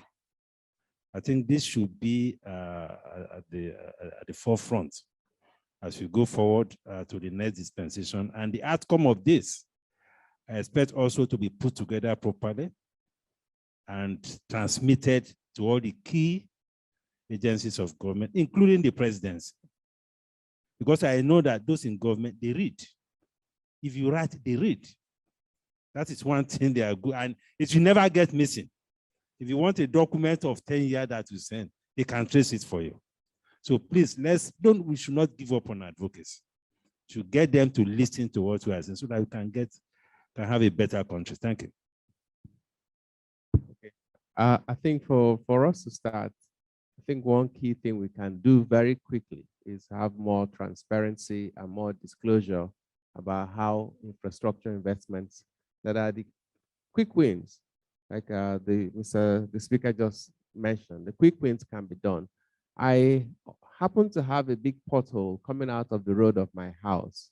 And I know this pothole will cost maybe a couple of million naira to fix. And I tried to fix it. But the local government said, no, you must give me the money. And that is just, every day I'm going to wade through a big gully with water field, and I could have done this in one weekend.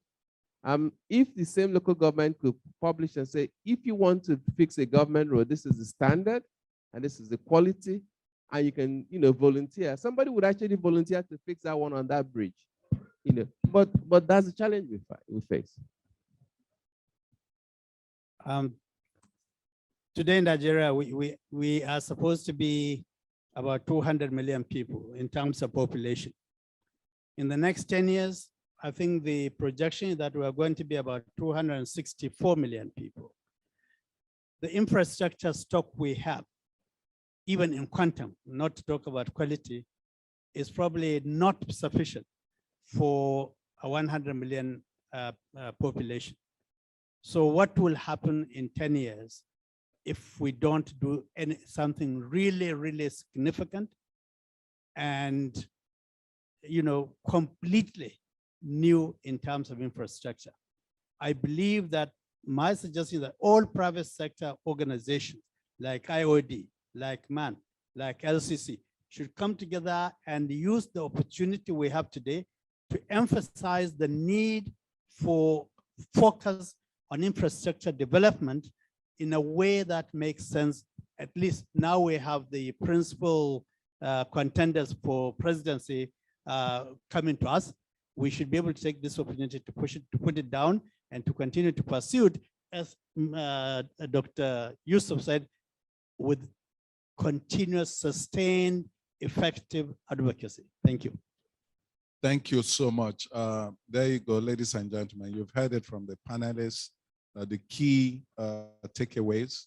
Let's properly organize the private sector, be very clear on the quick wins and the long-term wins, be very clear on how financing can be accessed, and engage with the leaders of today and the leaders of tomorrow, because we're talking about long-term investments here. Thank you very much. Please join me in appreciating the panelists. And that brings us to the conclusion. Thank you. Thank you.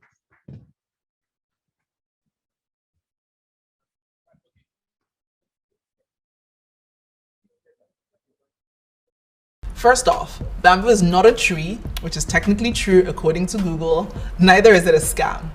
Bamboo is an investment platform that allows you to invest in the US stock market. It's the biggest stock market in the whole world where companies sell parts of themselves to the public. With Bamboo, you can start investing with any amount you like, regardless of the share price, after you make a minimum deposit of $20. You can buy little pieces of shares called fractional shares with whatever you have. With Bamboo, you can buy part of an Amazon stock from as low as $1, which is still as valid as anyone who buys a whole share.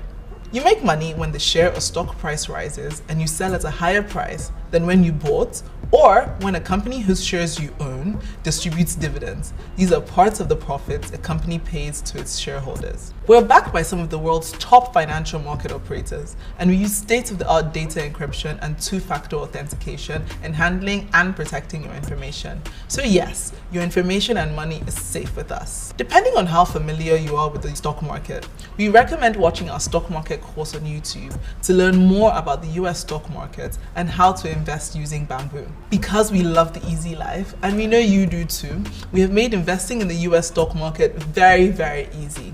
Download our app and register your account. This takes you less than 5 minutes. Then make a deposit. It takes less than 2 business days for your deposits to process. Once your deposit has been processed, use the search button to look for companies you like or check out our featured themes for inspiration on where to start. Pick a company and buy their stock. That's it. As easy as ABC. If you have any questions, you can send us an email at support@investbamboo.com and we'll answer them as quickly as possible. Thank you. Okay, so while we're settling down, I need to call up our distinguished moderator for this session. He's the founder and chief consultant of Advocacy Associates Limited, BAA Consult, with about 4 decades of postgraduate work and professional experience that cuts across university teaching, investment banking, project finance, management and financial consulting, as well as leadership, business and not-for-profit organizations. He has had an illustrious career that has taken him through the University of Lagos, Enterprise Consulting Group, the World Bank, Africa Region, International Merchant Bank PLC, and First City Monumental Bank PLC. He is a highly sought after analyst and commentator on government fiscal operations and economic policies and strategic design and execution for financial institutions, non-financial business organizations, and not-for-profit organizations. Well, he received his doctorate degree in industrial economics, specializing in corporate finance from the University of Lagos in 1988, and in BSc in economics, first class from University of Ife, now Obafemi Awolowo University. I need to cut it short there. I just wanted to end with the first class, okay? Ladies and gentlemen, let's make welcome our moderator for today, Dr. Biodun Adedipe, able moderator. So join him is Mr. Samaila Zubeiru, President, Africa Finance Corporation, represented today by Mr. Banji Feintola, Senior Director, Head of Treasury, AFC. A round of applause for him, ladies and gentlemen. I'd like to call up to join them here, Mr. Mike Joe Ohiani, joining us through, here represented, is currently the Acting Director General of the Infrastructure Concession Regulatory Commission. Is also the director of the PPP Resource Department, where he's responsible for catalyzing public and private enterprise and resources towards the structuring and development of the federal PPP projects that are bankable and yield valuable for money for Nigeria. It's represented today by the Director Planning ICRC, Dr. Amanzi Okiri. Please a round of applause for him. And joining us via Zoom is Ms. Uniha, who began her career at Icon Limited Merchant Banks in 1986, where she rose to the position of manager before joining First Securities Discount House Limited. She rose to the position of general manager director before joining EcoBank Nigeria Limited in the year 2000. Between 2004 and 2008, Ms. Uniha was in Standard Chartered Bank Nigeria Limited as general manager. She joins us via Zoom today. Please put your hands together for her. Sorry, we have just 35 minutes, and this includes time for questions and answers. I hope we can manage it as economists. All right, thank you so very much, the MC. As it were, we stand on the existing protocol and go straight into business. And happily, the first panel discussion had also dealt with some aspects of what our mandate is, and that is financing of infrastructure development. So I want us to put some things in perspective before I go to the panelists. Now, in the past, government budgets, banks, and international donors funded infrastructure development. And of course, that means funding was both public and private. But obviously now, if we look at infrastructure need, which is estimated by the World Bank at about $1.3 trillion annually in the emerging market economies. And then before we come to talk about Nigeria, our own nation, we have different figures of what it should be annually, what it should be over a 10-year period, and so on and so forth. But critically, we say as of today, the challenge we face is not so much as getting money, but what kind of money do we need? And then what are the issues involved in the kind of funding required? Put in mind also where we are today in Nigeria in particular, the issue of the debt GDP ratio on the one hand, and also the ratio of debt service to revenue, which are quite worrisome as of today. That closes largely the fiscal space in terms of funding infrastructure. Now, if we put all of this together, the question would be, how do we get the job done? Effectively and efficiently. That means we do it right. I want to do it also, do the right things and do it right. So I will want us to start with taking some opening remarks from the panelists. I will start from here and then go to Patience, who is online. And I want to say a very big thank you to her, because I saw her much earlier when we started. So that means it's been a part of the conversation. So let me start from Mr. Banji Fentola. Let's have your opening comment. All right, thank you very much, and it's a good afternoon. First, IoD, thanks for inviting AFC to be part of the conversation. All we do is infrastructure, so I think being here, it's super relevant for an institution like ours. I would just, without talking too much about AFC, but what we do, we're a multilateral financial institution, and we primarily try to finance infrastructure across the continent of Africa. We've invested about $10 billion in total across 35 African countries. We've been in existence for 15 years, Nigeria being one of the primary, founder and sponsor of AFC, so we're multilateral. So we also do have a very big presence here. And the reason why I'm giving that context is so that we appreciate the fact that there's a lot of learning across other geographies that we have, which I hope, comes to bear as we talk about infrastructure in Nigeria particularly. Financing infrastructure is so important. We are primarily conceived to be African money, doing development finance on the continent. We do have access to global capital markets on the back of an A3 rating, which makes us, give or take, the second or the third highest rated investment grade rated entity in Africa. And I think part of what we do is to ensure that we find a way to de-risk all the opportunities on the continent in Nigeria to attract international capital into the continent. The last panel talked about projects being bankable, all the risk that we see. For us, how do we convert some of those risks into opportunities so that the man who sits in Singapore or the investor who sits in New York sees Nigeria, sees Africa as a fantastic destination for investment, building that bridge between the rest of the world and Africa and Nigeria particularly is really what we do. So I hope in the course of today, we'll be able to share some of our experiences. We've successfully done that severally, and hopefully it's just the beginning of so many other things that we can do to help Africa to bridge this so-called infrastructure deficit. Thank you. Thank you so very much. Let me come now to Dr. Okay. Thank you and good afternoon to everybody. I come from ICRC and Engineer Mansu, who just left, was our former DG, a perennial DG. So he has said most of the things that I would have loved to say. But then let me just add a few other things. There were issues that had to do with competition. It's later like came with a copy of our law. So the law requires that I'll just concentrate on public-private partnerships because we need public-private investment now. Now the law mandates that every PPP should be procured transparently and competitively. Unless after the initial pre-qualification, there's only one bidder.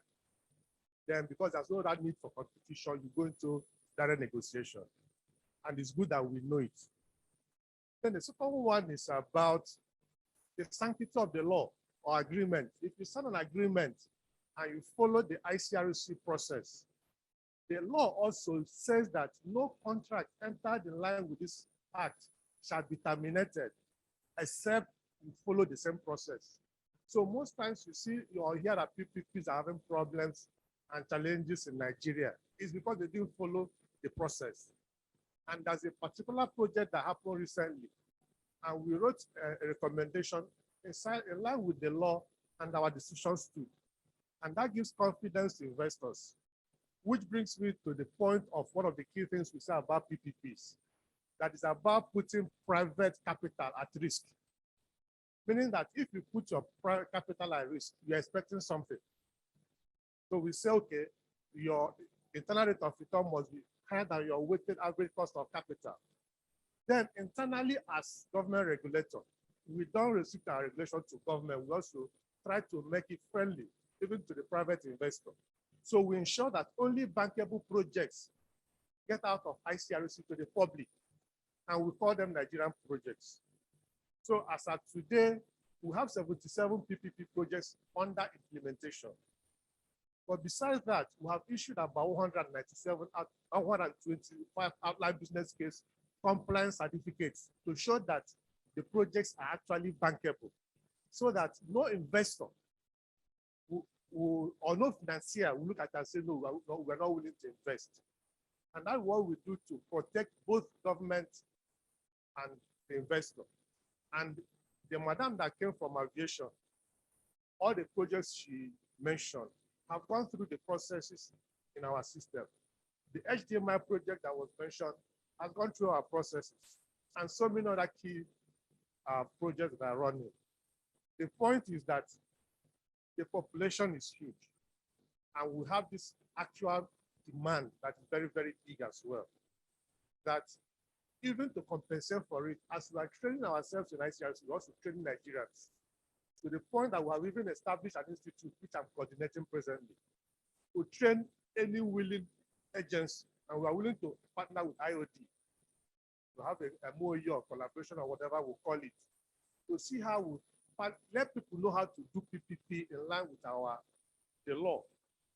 And people are responding very well. We do things of basic PPP, intermediate PPP, advanced PPP, and even the certified PPP professional, that is APMG globally certification, you can get it from us. And all this help us. The NIM that was just revised is to enable us guide the MDAs so that they can do projects in line with development. Dr. Muda talked about National Development Plan. When we look at $348 trillion requirement between 2021 to 2025, and we are expecting 86% for the private sector, then there's much work to be done. And we are there providing that enabling environment that will give confidence to investors that you do it and you will get it well with us. There was this P&ID case, you all know about it. 9.8 billion. But when the investigation came and we said they didn't follow the ICRC law, they didn't do it in line with Nigerian law. That was how Nigeria was bailed out. So we are there when we say things are not in place. It's just to provide guidance and say, let investors who put their capital at risk be secured. And that's one of the things we do to give confidence to them. And that if you have signed any agreement in Nigeria, we'll stand with you. And nobody will just, by reason of change of policy or change of government, truncate the agreement. Let me just use that as an opening remarks, but just to say that the actual gaps of financing is huge. And we are there to make sure that we are covering up. Thank you very much. Thank you so very much for that. Let's now go to the virtual platform. Mrs. Patience Onia, your opening remarks here. Thank you very much. Let me appreciate the Institute of Directors for inviting me to serve as a panelist in this program, and extend my regards to Dr. Adedipe, the moderator, who has been my friend for a long time. The discussions have been following right from the beginning. They have been very interesting, and I have picked several points from the experience of a number of the panelists. I'd just like to start my opening remarks by making reference to really what our role is, and in some instances, what it is the government has done.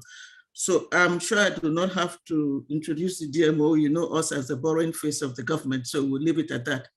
But I'll be very upfront, and you would have seen that in several of our publications. The government, really, the fiscal condition of the government does not have room to accommodate the amount of capital that is required to meet all of those funding needs. Let me also add that concessional funding, which is really what we should be very eager, to take, meaning they are relatively cheap and long-term, are not available for funding capital. So it's important for us to establish at the beginning that really we need private capital from within Nigeria and outside Nigeria to achieve the significant improvements in infrastructure that we have been talking about. I think it's still good that we're talking about infrastructure, but for many years, as Dr. Mansour had said, we've been talking about infrastructure. We have a plan, we have it in the annual budgets, then we have it in the development plan that was just launched. But we can't stop talking about it because we still have a huge gap, and that has been responsible for maybe the very slow growth in GDP. We could have employment levels would have been higher. So we can't keep talking about infrastructure. So having said that, really, we don't have the capacity. So yes, debt stock has been rising for several reasons, shortfalls in revenue or revenue below what is required, as well as increased expenditure on security and other aspects. As was rightly said, a lot of recurrent expenditure, but that's also because we haven't been generating as much revenues as we should. I mean, we're in a period of oil boom, oil prices are extremely high, but we're not seeing that being translated into revenues. So we have to face those facts when we're dealing with the role of government in terms of funding infrastructure. But having said that, we of course do finance infrastructure projects based on the borrowings that we do.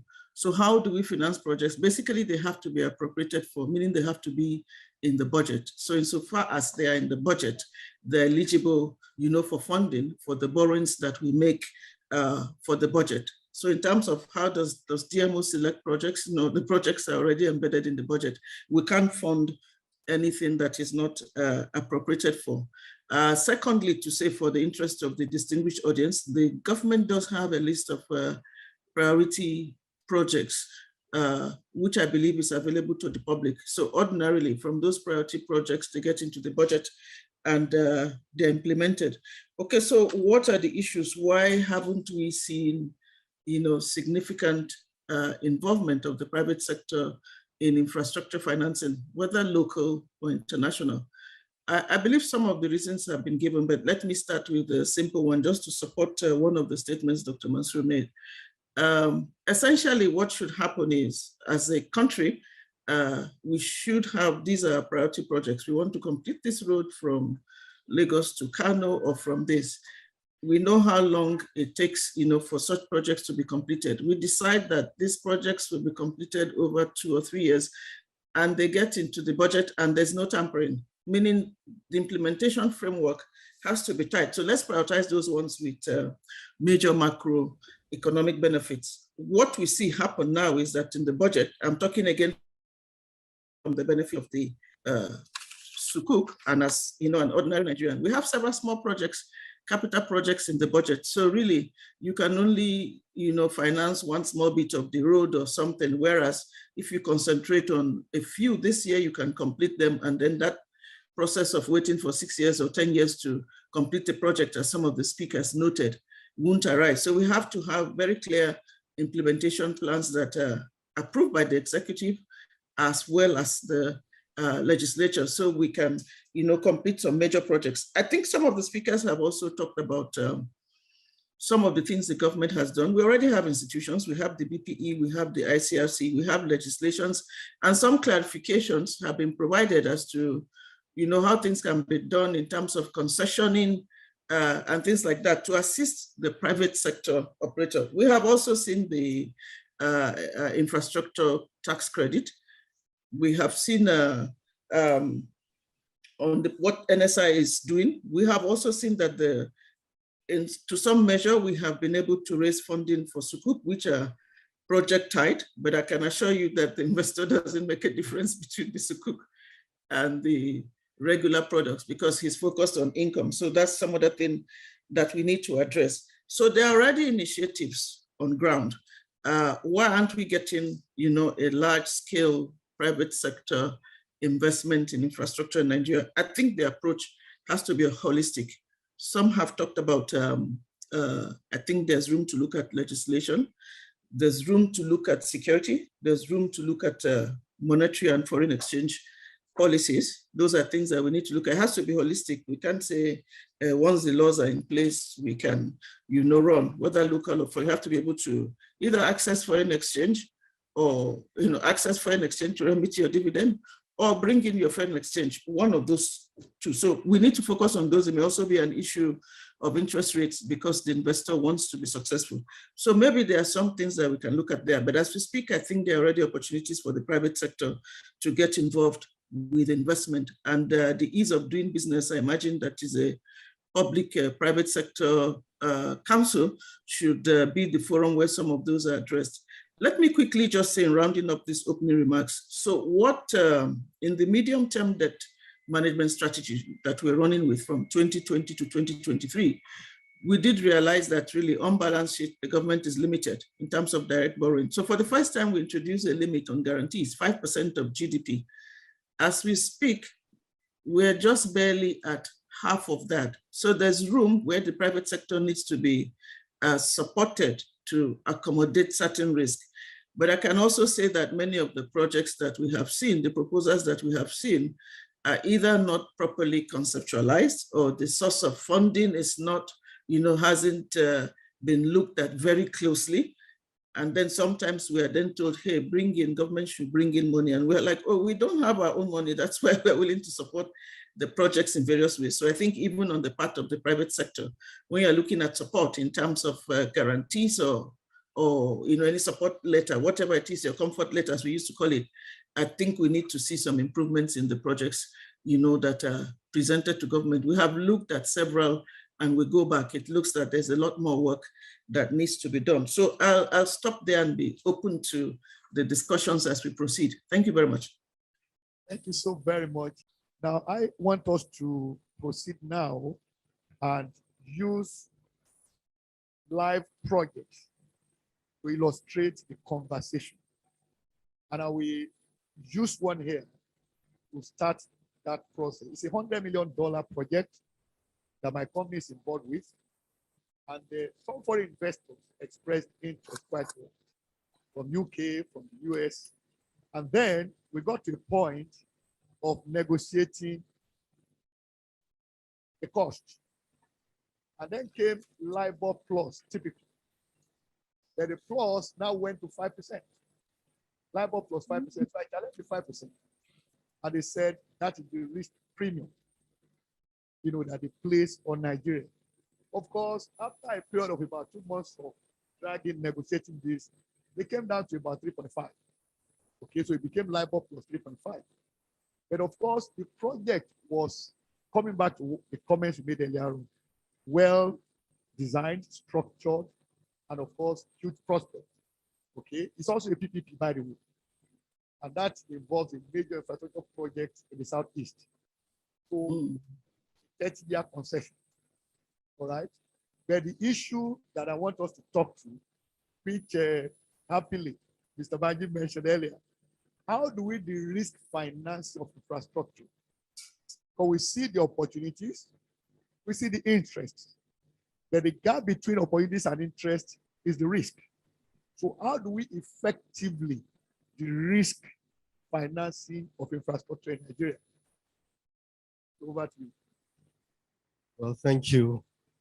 I mean, my day job is treasury, so I tell people that if I'm not here physically now, I otherwise would be in an aircraft or hotel somewhere trying to raise money for something, you know. And so I've spent most of my life raising money and addressing this question of risk premium.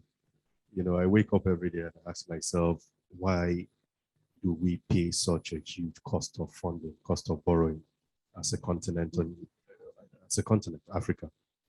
The data doesn't support or justify it. And the reason why I mentioned that is there's a popular studies done by Moody's. It covers infrastructure projects since 1983 till date across the world. And they looked at default rates.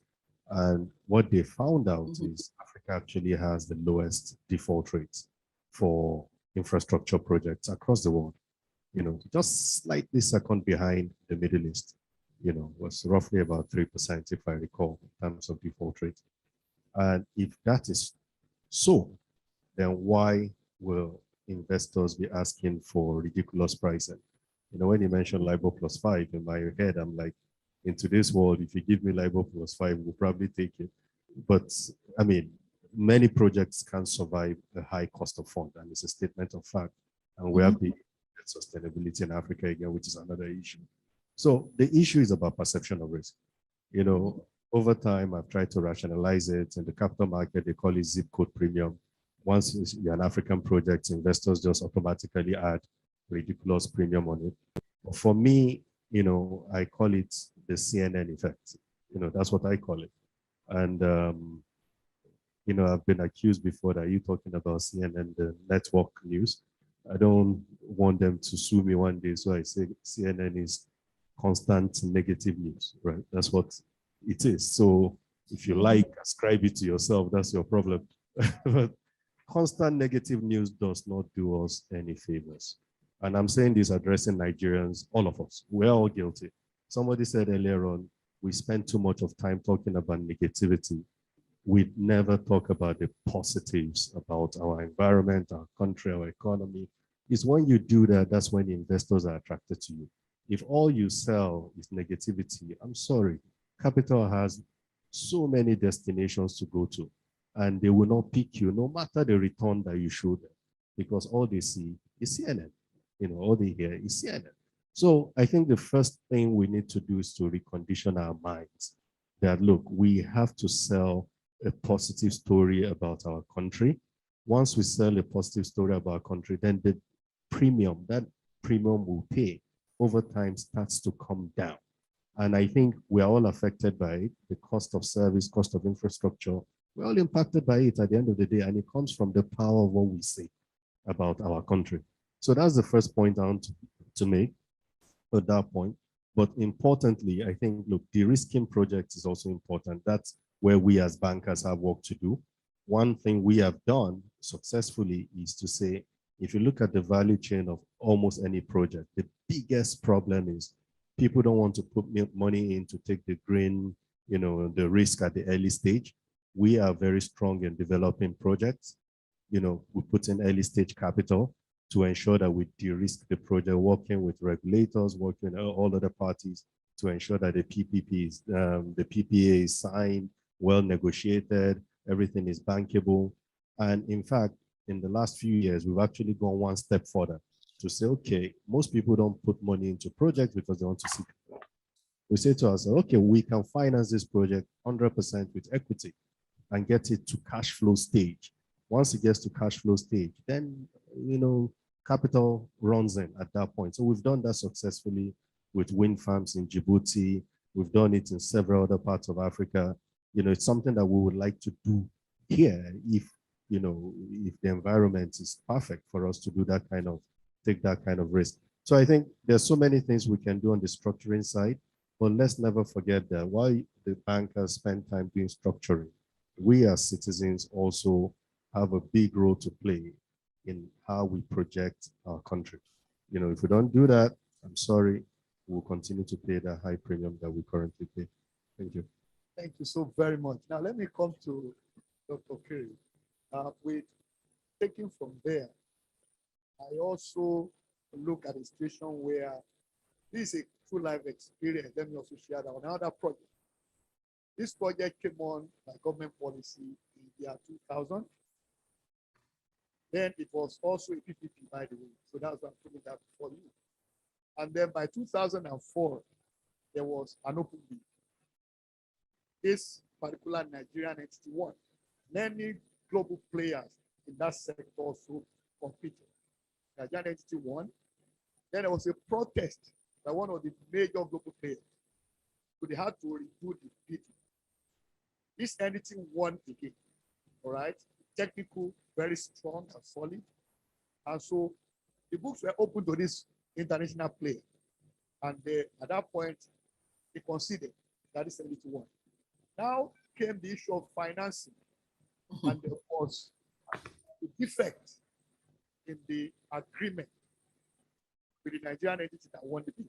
That's the concessionaire. And this held that project up for about 8 years. 8 good years. Agreement signed 2006, and this continued until 2014 before the government admitted that there was a clause in that agreement that was faulty. 8 years to get them to agree that that clause was faulty, which was why this project would not get funding. And that also connects to the point made earlier. At some point, this fellow said he was asked the question by a financier, what's the greatest risk I'm facing here? And then said, the greatest risk. That's talking about himself. And they said, okay, if that's the case, that means we have to profile you very well. All right, your business, your antecedents, and all of that.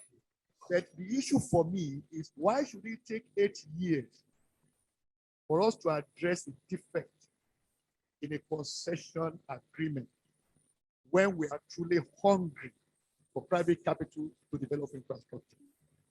Thank you, moderator. I share the same sentiment with you, and sadly it happens. And not just because it's intentional, but some people sometimes get overbearing. Last week, ICRC hosted Africa PPP Networks Summit. And one of the things I got from there, Peter just signed a PPP arrangement for the River Port, which is a pilot program, because subsequent ones will be the Lokoja, Baro, and Lugut also. Internal movement on the waterway. And when the MD of Onitsha River Port now came up to speak as a panelist, he was asked, how long did it take to get the transaction concluded to financial close? And he said 5 years. And people kind of asked why. He said, but to be fair, the procurement content of that transaction took only 2 years. 3 years were spent on other things that had nothing to do with the transaction. So it's just the same thing that we are raising now. What we are putting in place is that before you get to the point of even looking at an agreement, we review it internally. We also ensure that the Federal Minister of Justice and Office of Attorney General of the Federation also goes to look at it before it goes to FEC. Because by law, every PPP in Nigeria goes to FEC for approval. Because we have even taken our act to National Assembly to review, so that on a benchmark, the lower ones could do not need to go to FEC. It's a different case. But then that is to secure Nigerians so that such things don't happen. And if you check very well recently, any project that receives full business case compliance certificate from ICRC is almost as good to go for FEC approval. And any form of delay is actually from the MDA. And if the MDA signs it, it means that the Attorney General of the Federation has actually looked at it and concurred with what we did internally. And then we said the project has come to commercial close. But sadly, getting commercial close, which is at the point of signing agreement, is different from getting to financial close, which is when you're able to draw down. Because you are not able to meet all the requirements of the financier.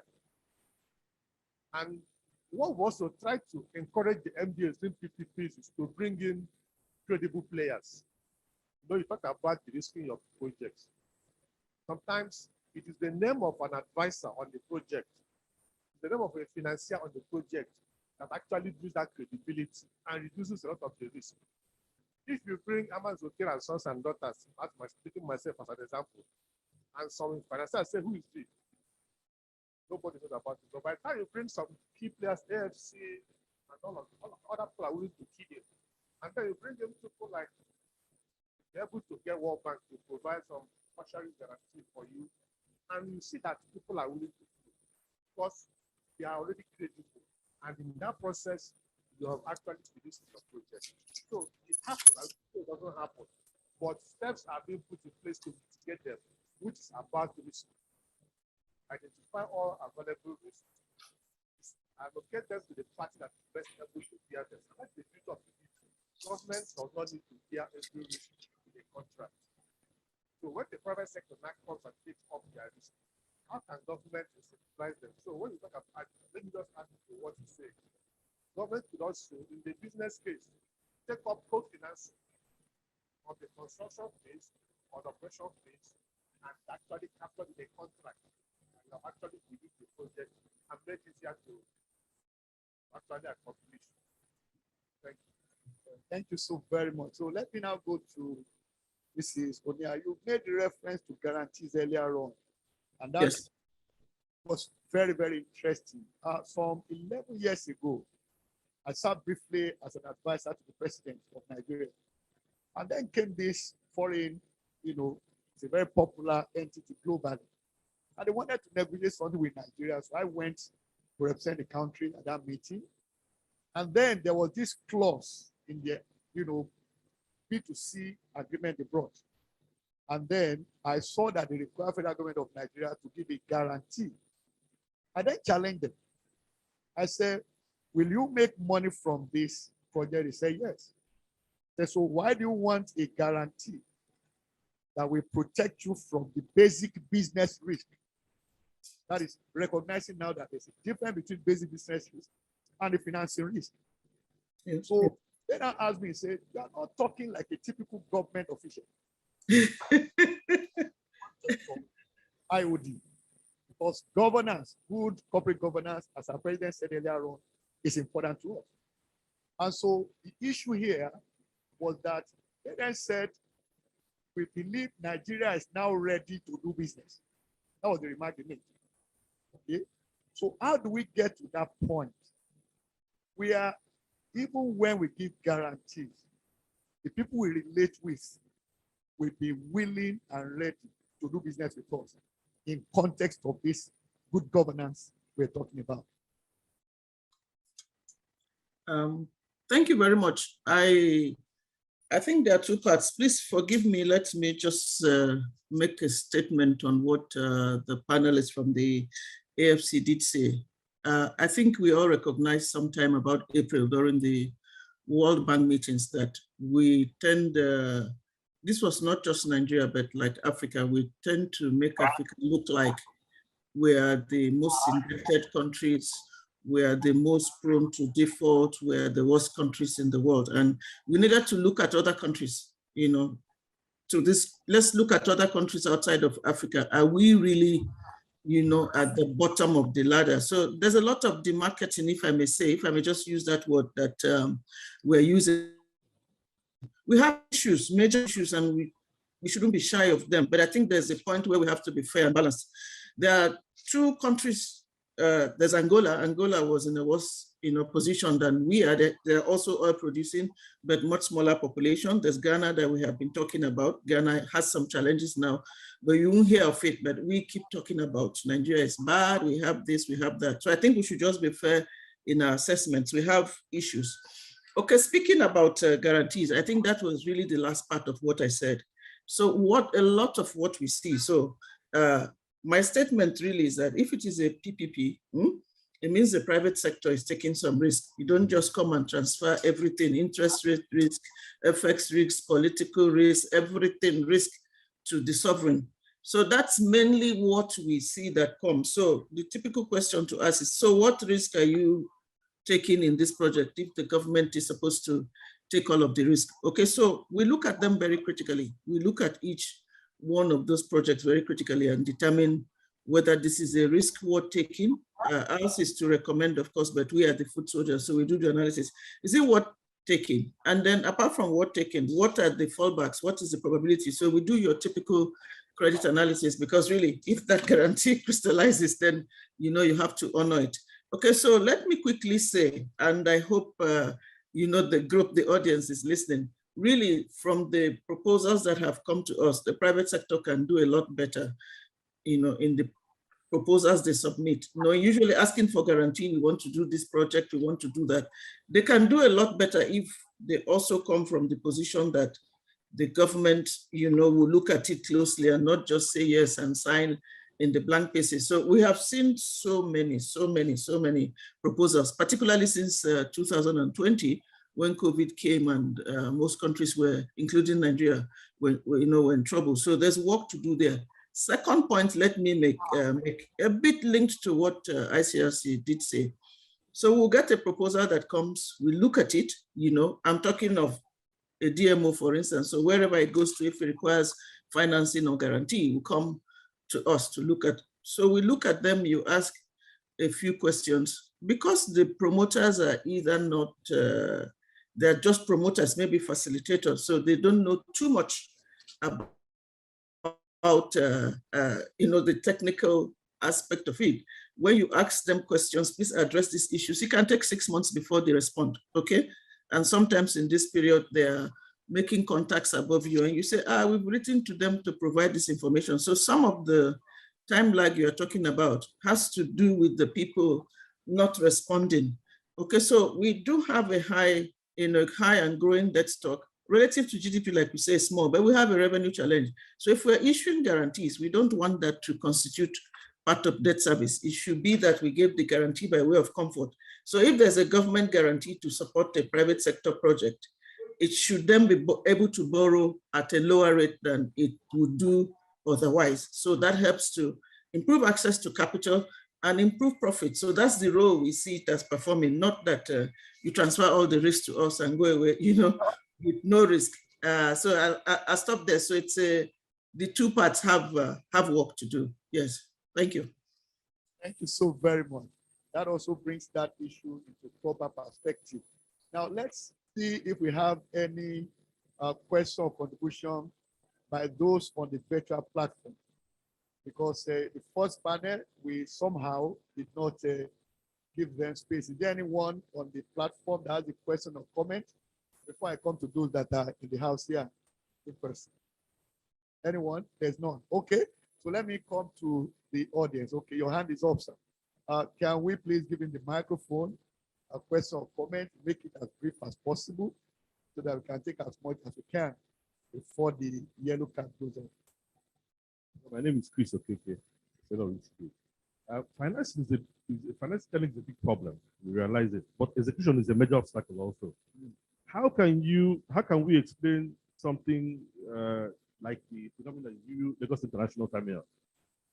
Where a terminal can be built without space for net cap to turn around. That's the first. The second one, the ICRC, you're talking about being able to sort disputes out and all that. But with this sort of judicial system we have, I've been in arbitration for two cases for like 8 years now. It's been up and about. And I don't even think once you don't have a proper judicial system, whatever you write on paper doesn't work. DFC, do you bank social service projects? All right, so I think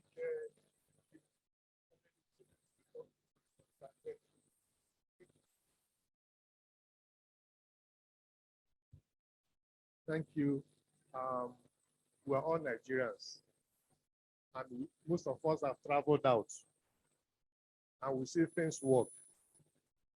And we believe that if we make our efforts, if I make money, you make yours, things will be able to improve. It has not yet happened, but we believe that gradually we continue to do so. And that's our dream, that's our expectation. So talking about the judicial system, there's a law. Let it be that there's an if the law is not there, it's different. Because if you enter into an agreement and you go for adjudication or they look at the agreement you sign. So even before you get to the point of receiving a certificate from ICRC, we'll make sure that you don't go and tie the government or future generation with a bad contract.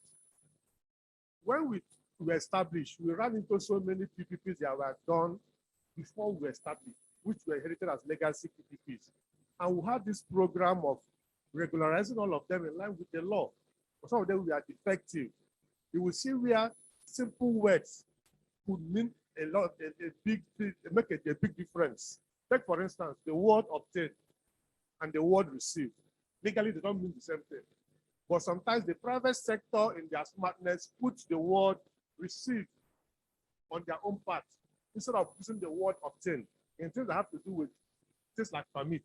So why are you not working? You say, I have not received, because it's the government that should give it. But assuming it's obtained, it is now mandatory for them to go and make effort to receive it. So it is what you put in a contract that you actually sign. And once you sign it, the law allows us to become the custodian of that contract and we interpret it. But to protect government, before you even get to the point of signing it, we work with you. We have gone to the extent of publishing what we call essential key clauses of a standard clauses, the PPP and contract, so that even if there are some way two things may vary, the standard clauses will always be the PPP contract in our system. And when you take it to any place, you should be able to stand this test. Thank you very much. Thank you. There was also a reference to AFC. Yeah, I will just quickly comment on execution because I agree certainly that you can have all the best ideas. If you are not executing, it's a complete waste of time. We can't keep doing the same thing and expect a different result. And that's why I think the role of the private sector in bridging the infrastructure gap becomes extremely important.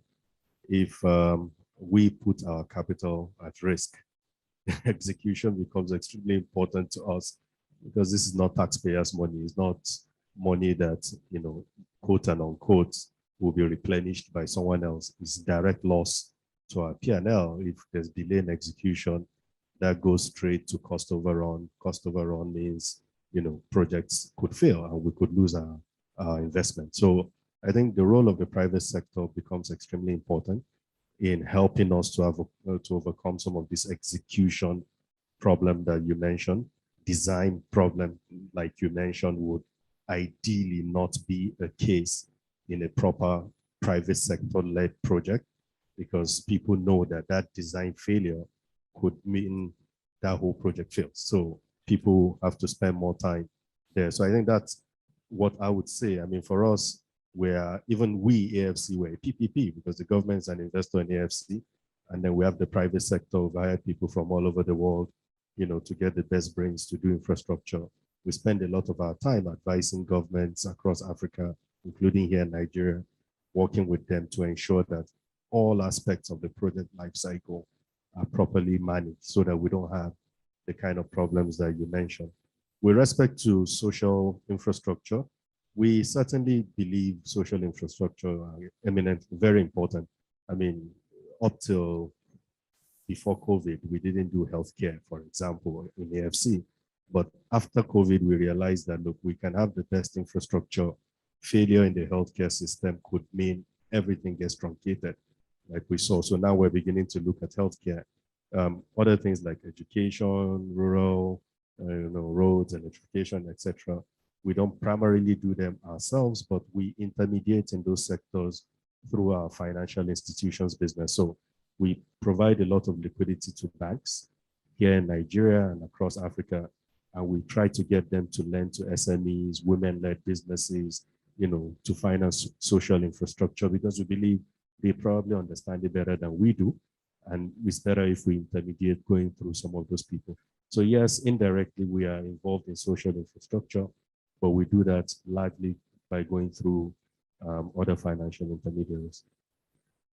Thank you so very much. Now, yes, okay, thank you, madam. Let's take a question or comment. You make it, yeah, over there. Thank you. Sorry, I didn't introduce myself the first time. My name is Doris Mbadiwe. I'm the DMD of Interval Construction Limited. We're actually the contractors that upgraded and rehabilitated the Onitsha River Port that is being contested. My question is really to the DG of management office. The question is, what can contractors be given as a form of instrument or bond that will serve as security, especially in circumstances where the contractor has gone to borrow money to basically complete a project that they can't stop because there's lack of funding from the government. So what can this investment give to the contractor from the security bank security or instrument to protect their own interests from the investment in that same project, just to ensure that the integrity of that same project is not compromised? Because there's certain stages of a construction project that you can't necessarily stop, and if you differ and don't complete it, the integrity compromise lies. So how can the contractor be? Audio. Press it.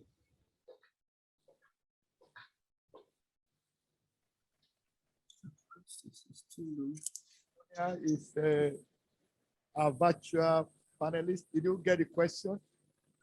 I think a bit. So I think she was following up on the comment she had made earlier. I think one of the ways to get that done, and that speaks to what we as the citizens, the organized private sector should be looking at. If the government agrees that project you're executing, okay, so there will always never be enough money in the budget. Okay, so not all projects can get into the budget and get funded. But if as a country, we've agreed these are priority projects and that this project requires 3 years to complete, because obviously a project goes through phases, you have to wait for one part to be completed before you start the other one. So if as Nigeria, one entity, forget whether it's public or private, whether we can just work together and agree these 10 projects are priority, they need to be completed over the next 3 years. So each year, the amount that is required for the contractor to do that phase of work that I can complete in that year is provided for in the budget, and funds are made available for that project.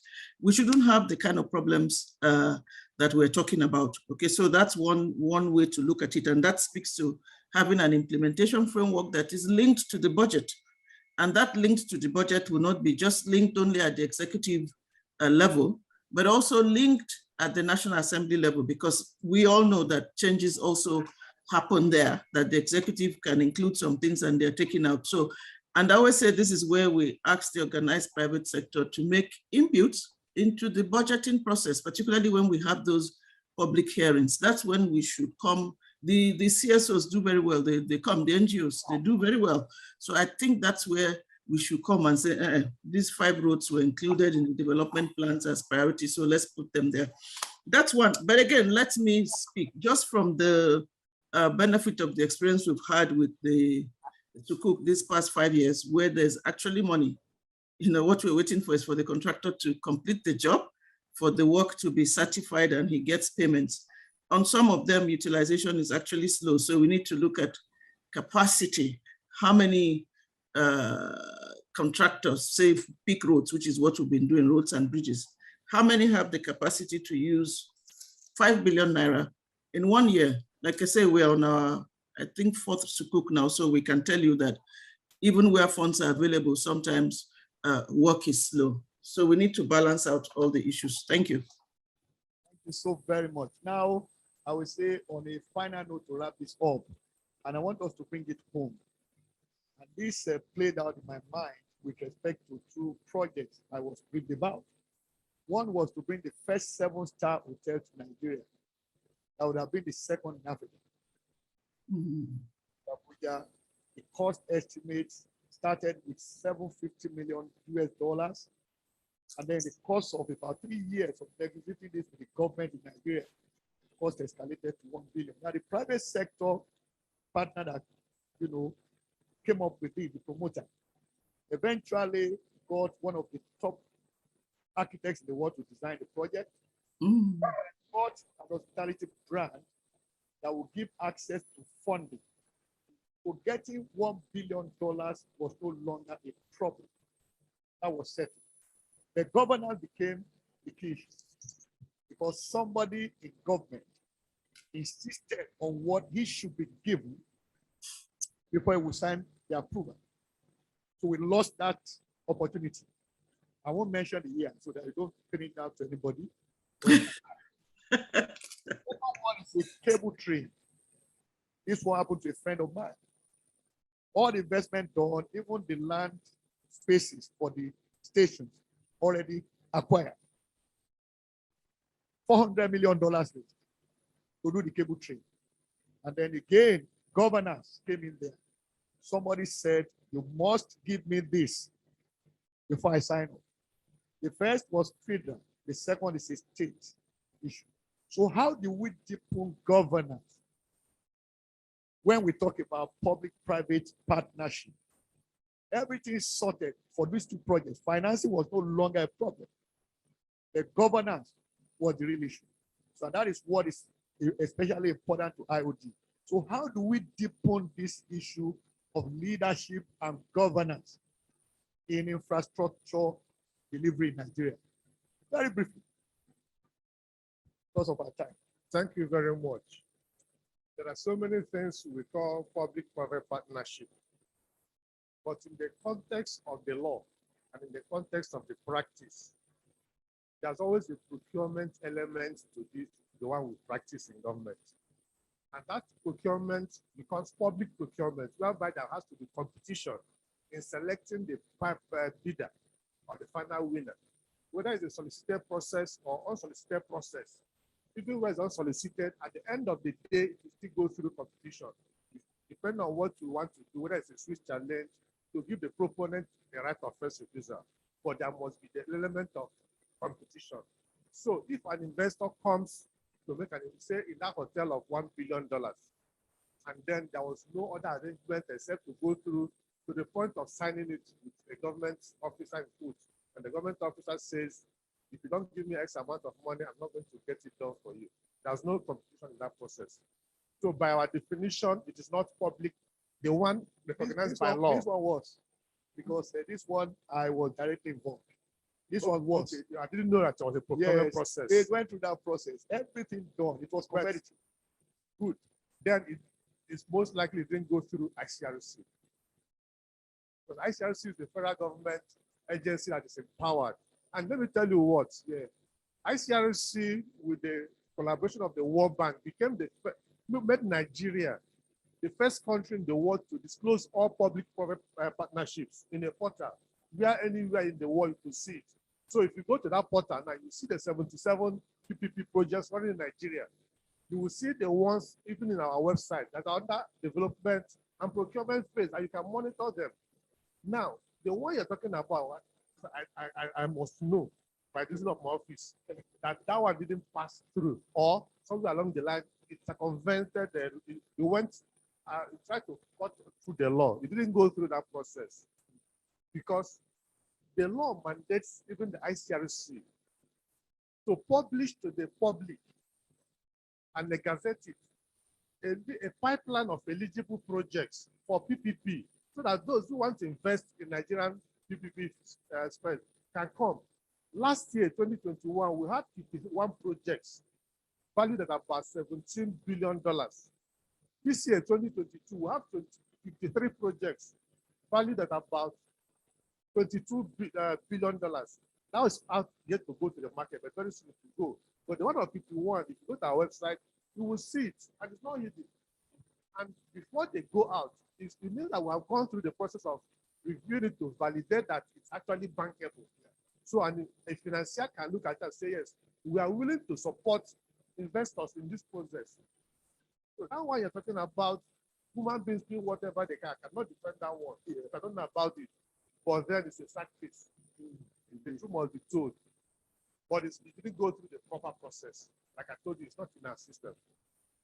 Thank you, sir. All right. Thank you. So, well, thank you. And I enjoyed listening to that, by the way. I think you've raised an important point, and I don't even think the whole day we've talked about it. In the world today, ESG is extremely important, right? So environmental, social, and governance. So for us, when we're investing, the project can be the most profitable project on earth. If it doesn't tick the ESG, boxes, we still would not do it because, it's either you're damaging the environment, you haven't addressed social issues, or we have big governance issues like you mentioned in this case. And we always tell sponsors and, people doing projects as well, if it's too good to be true, so if you need someone to sign something for you, or you circumvent, established rules, or you get some sweet deals, so to say, it's going to hurt you at some point down the line. So it's always important for people to play by the rules, like you rightly said. That's it. So I think, as we think about infrastructure, the ESG hat, we need to wear it because it's extremely important. But last but not the least, just at the risk of sounding controversial, I think I know one of the projects you mentioned, but one of them I don't know. But with respect to cable cars, we've always said, this is my personal opinion, please, not the opinion of my employer. Nigerians hate they hate two things, at least Africans, not just Nigerians. One is height, and then the second one is water. So if you have the two combined in one project, best of luck to you. Thank you. All right, thank you so very much. I think to close this particular panel discussion, let me start with Mrs. Patience Onia. Final word, 30 seconds. What is the takeaway you want us to have from you?